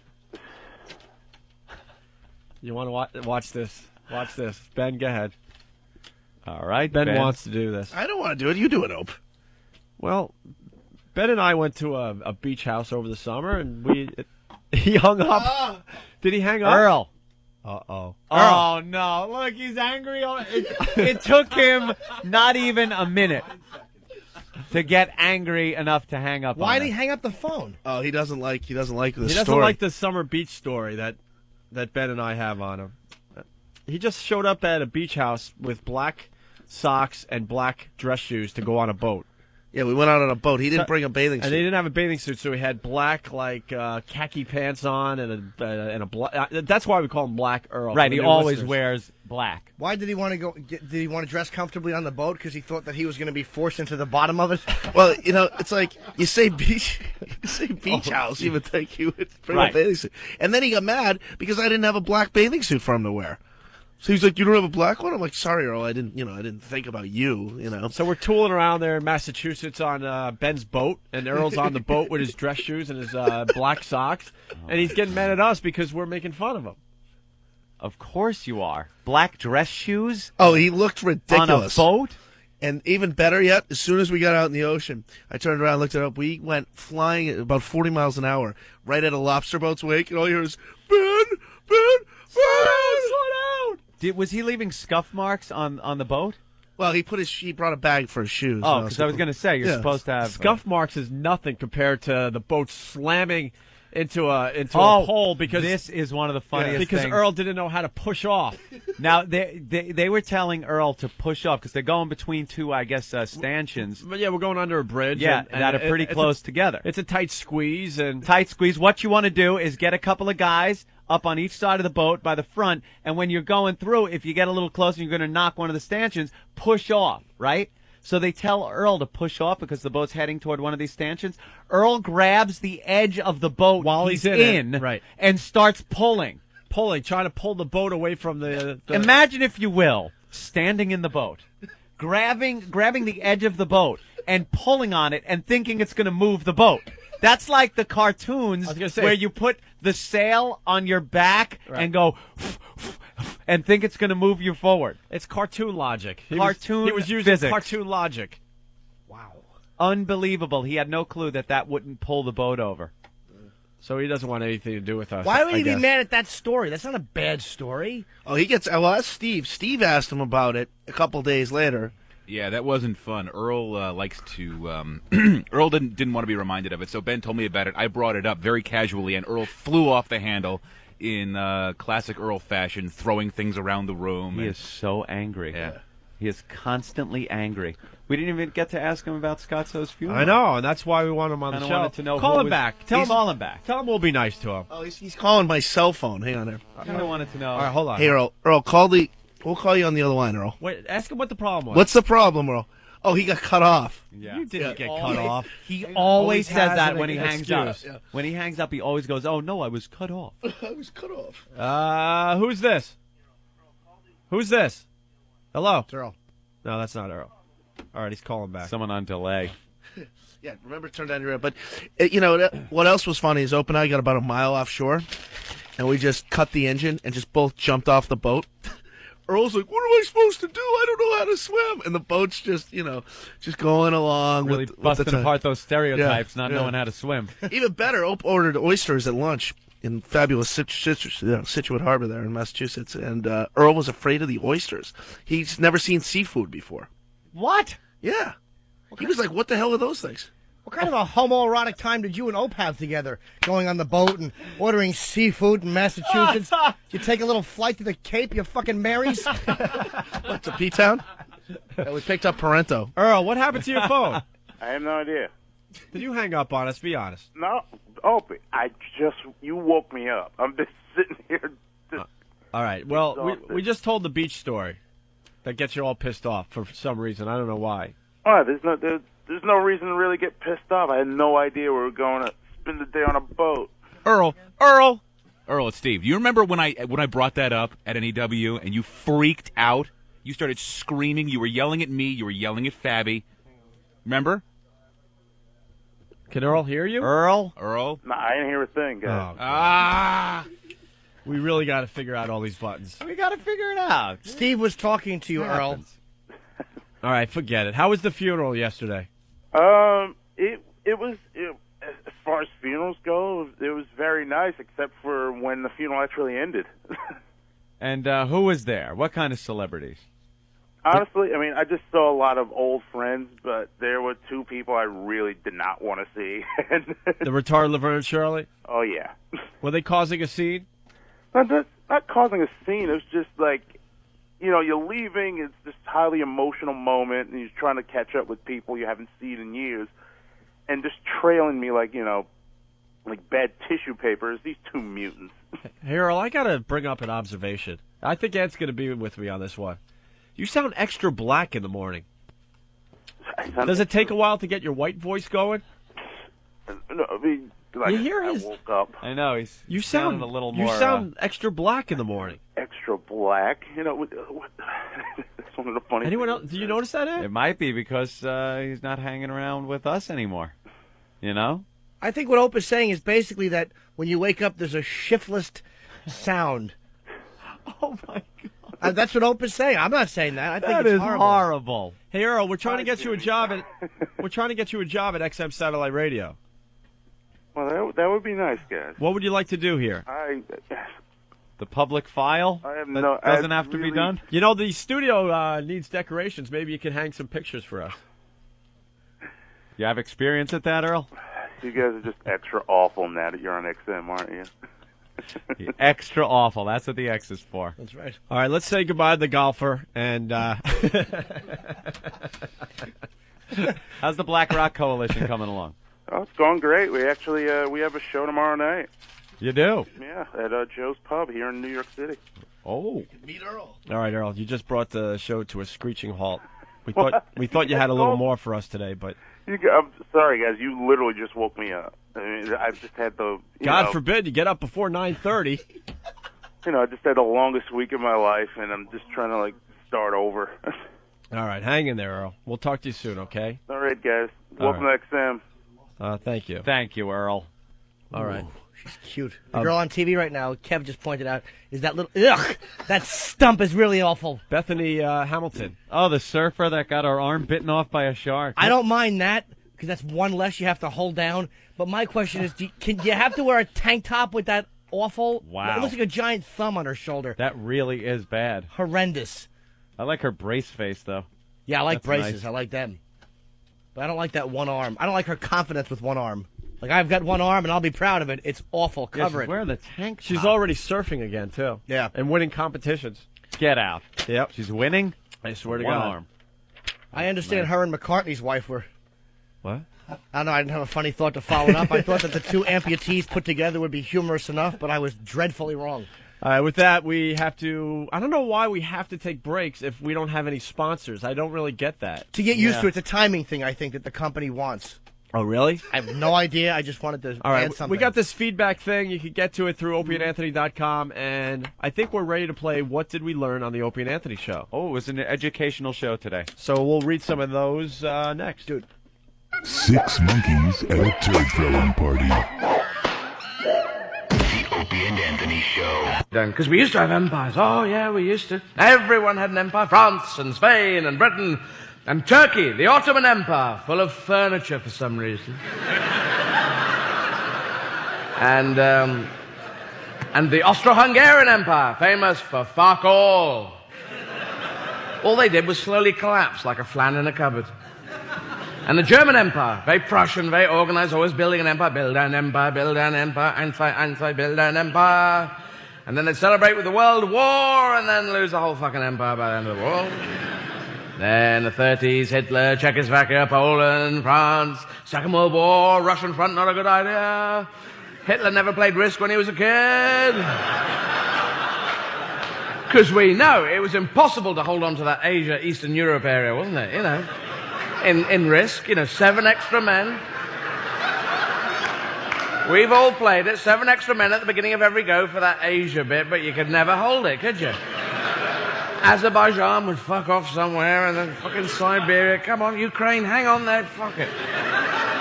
Australasia, that was the smart move, wasn't it? The purples, get everyone on Papua New Guinea and just build up forces saying, fuck off to everyone.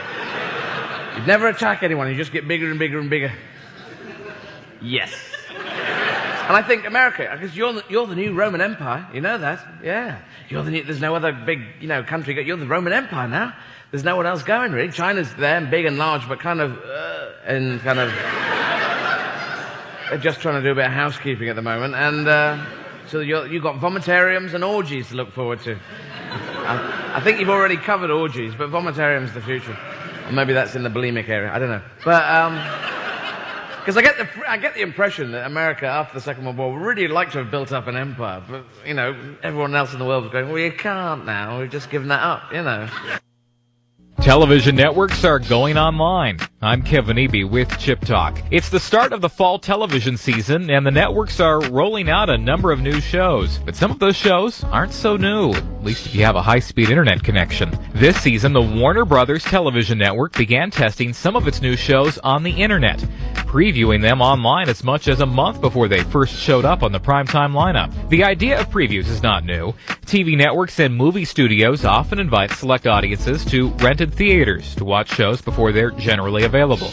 It gives them some early feedback and helps generate publicity. But people are busy, and it's hard to round up a huge group, especially for lesser-known shows. The WB figured a good portion of its target audience, younger viewers, are online and have high-speed connections and would be willing to download some preview shows. In fact, it says a good number of people checked out the previews. I won't say how many, though, watched the whole show. I'm Kevin Eby.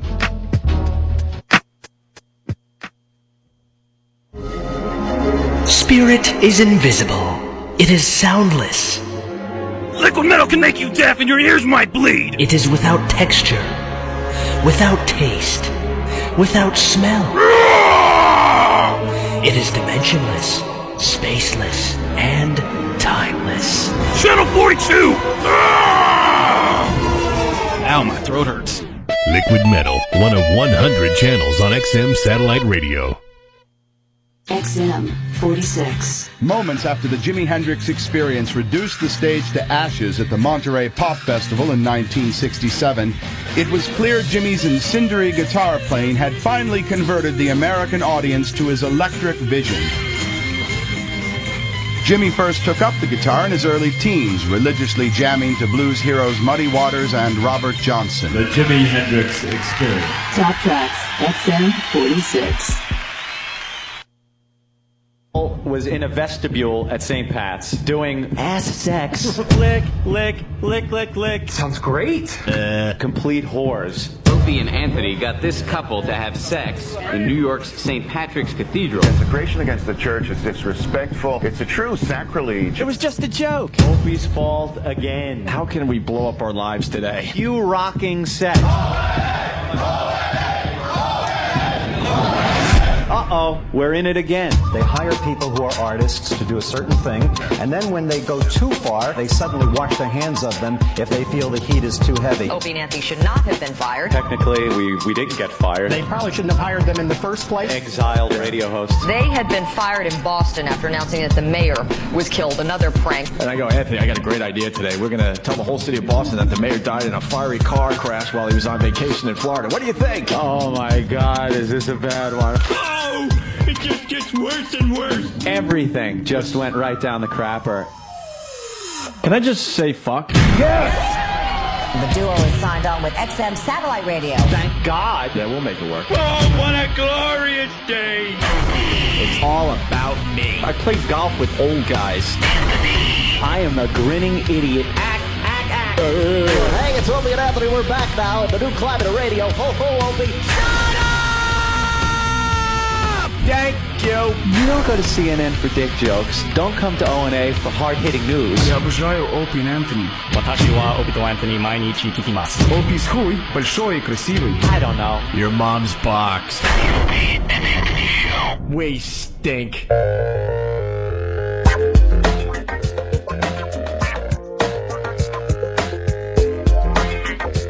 It's just about time to play What Did We Learn on the Opie and Anthony Show. Yeah. I learned I have another day in bed.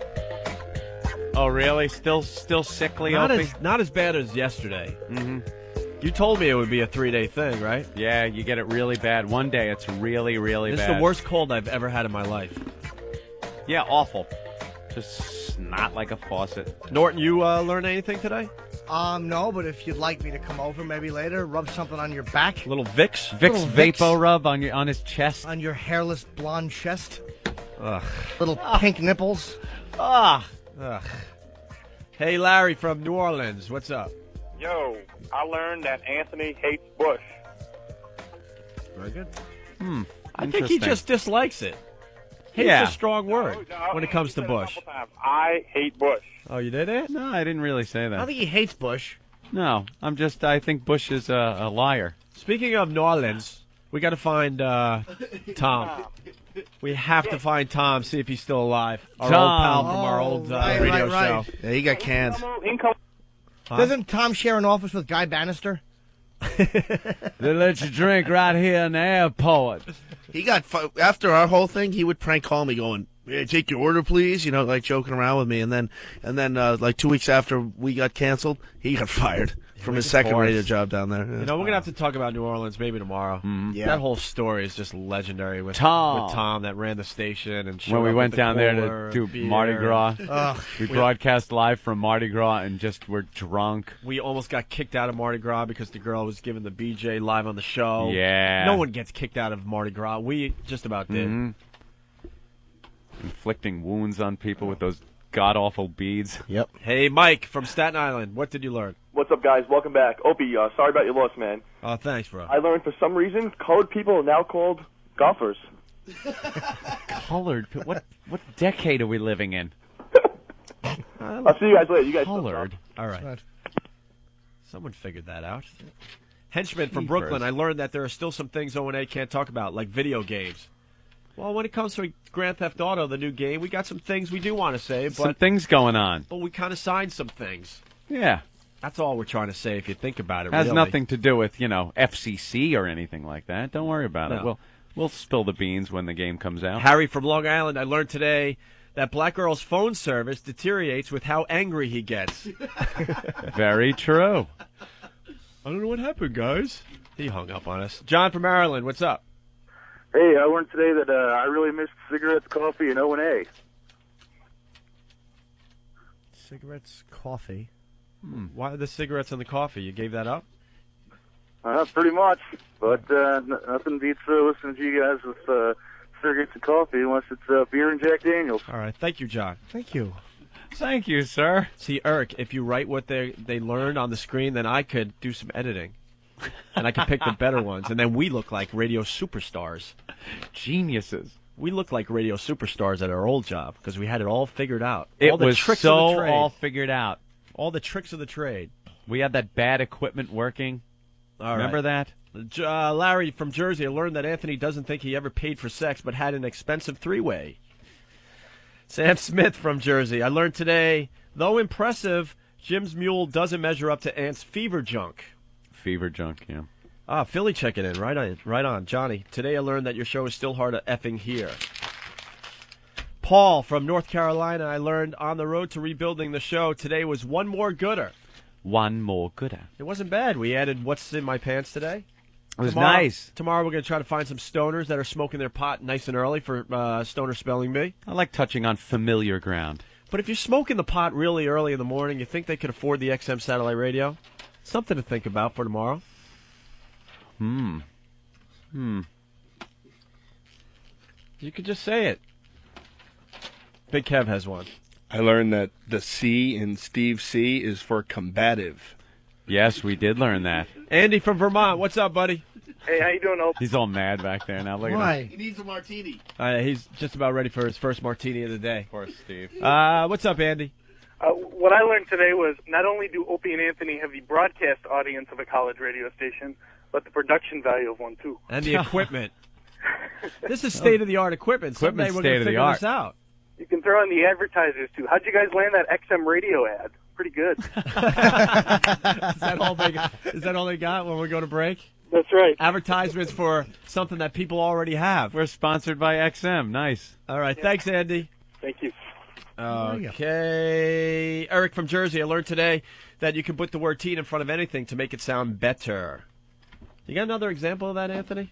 Of what? The whole teen concept, how it makes things sound better? Teen, the word teen, put it in front of anything, and it sounds better.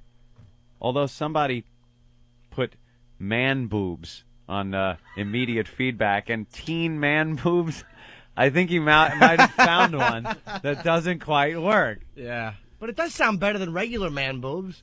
At least if they're teen. I will say anything's an improvement over man boobs. And teen, at least you know they're smooth. True, yes. Hey, all right, so it still works. Jason from New Hampshire, what did you learn on the show today? The callers have learned it's okay to say fuck the fucking fuckers. The callers love the F word. They love it more than we do so far. It's Cram from Yonkers. I learned today that I learned why Frenchie's pillowcases are not on his bed, French faggot.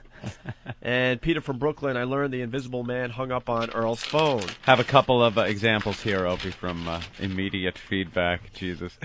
Slumber party. Teen slumber party. Now stop it. That's great. And bleeding. Teen bleeding. And then teen bleeding. Somehow it's just better. Yeah. All right, let's go to Brian. What's up, Brian? What's going on? Hey, man. Isn't it Brian? No, not quite. Oh, all right. What's up, Brian? I learned that I got to get my ass up earlier in the morning. Why? Because I just can't seem to catch a show. No, we do the replay all day long. Yeah, that's true, but by the time midnight rolls around, you're so sick of this show. That's what I learned. So what do you think the Twins are going to do tonight there, Brian? I don't know. I don't watch sports. Oh, all right. Okay. Loser.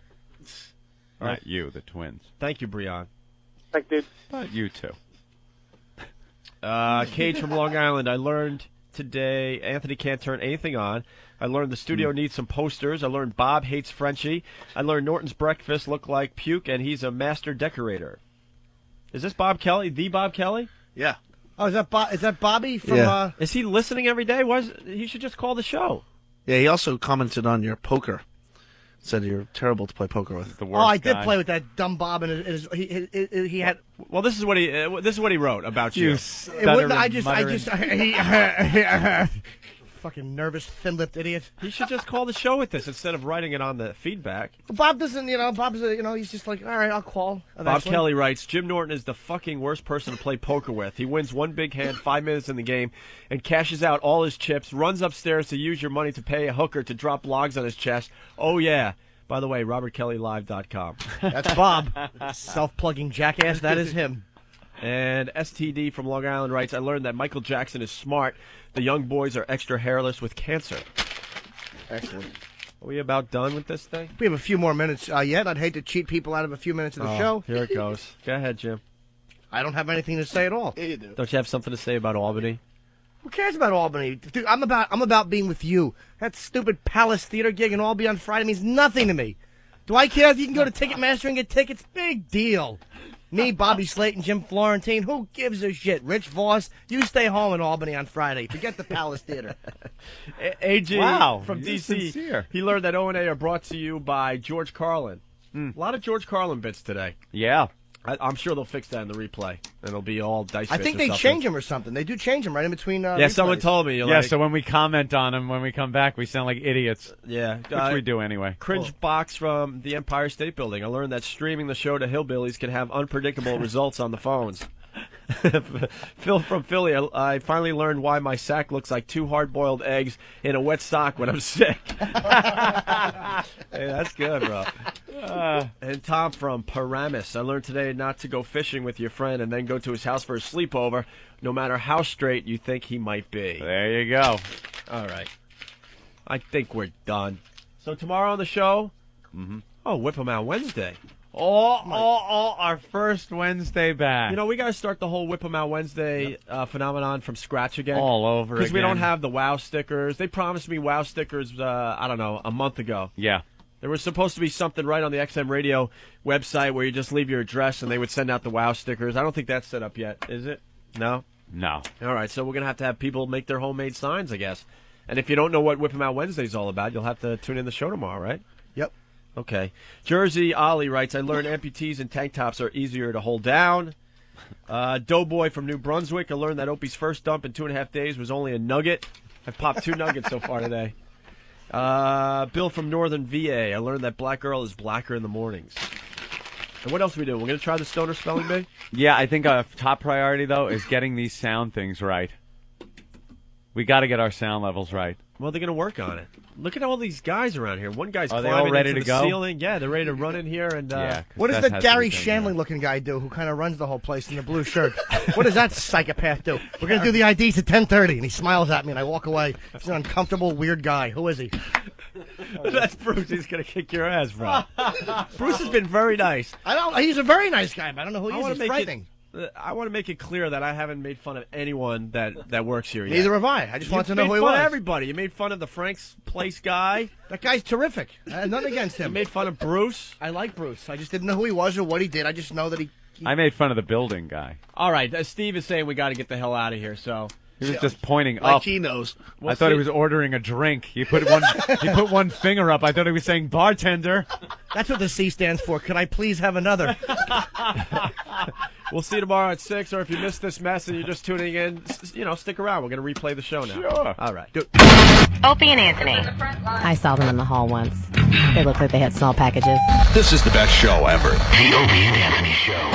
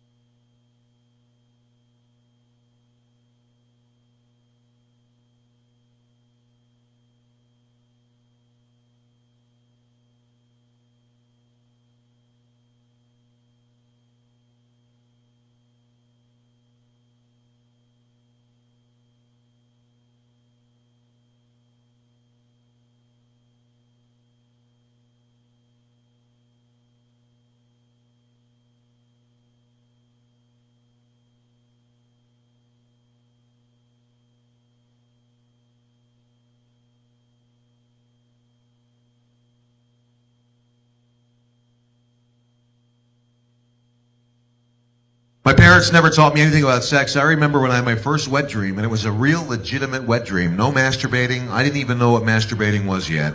And I was like 12 years old, and my mom used to make my bed and do my laundry, and I remember I was getting ready for school, and she calls me into the room and goes, "Robert, is there something you need to tell me today?" "Yeah, don't sit over there. Because that's still a little damp to the touch."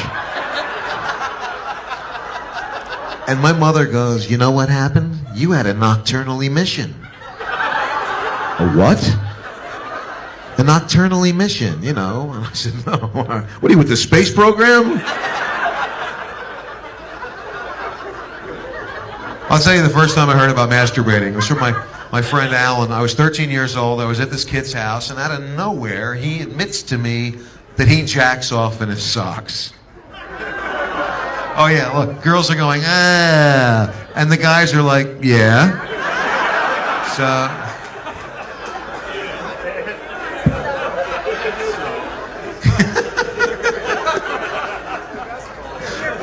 sorry girls, we can't fuck a carrot. So,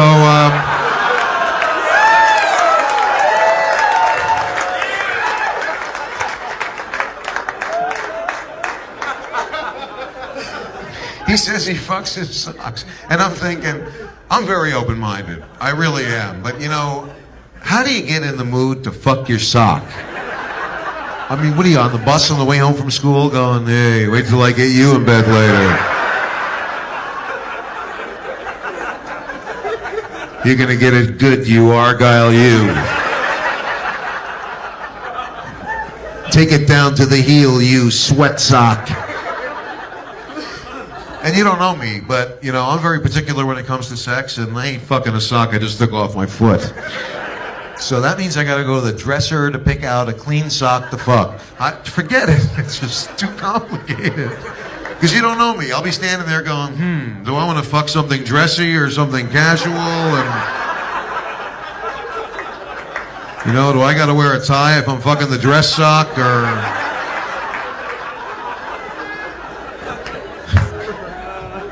And then after you're done, you got to throw the sock in the dirty clothes, and you know, and that's when it dawned on me, you know, when I was 13, that the washer and dryer never eats your socks. I had a friend that said, oh God, you know, the dryer must be eating my socks.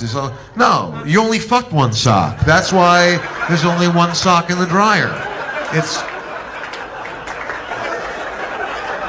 The other sock is in the dresser, waiting to get fucked.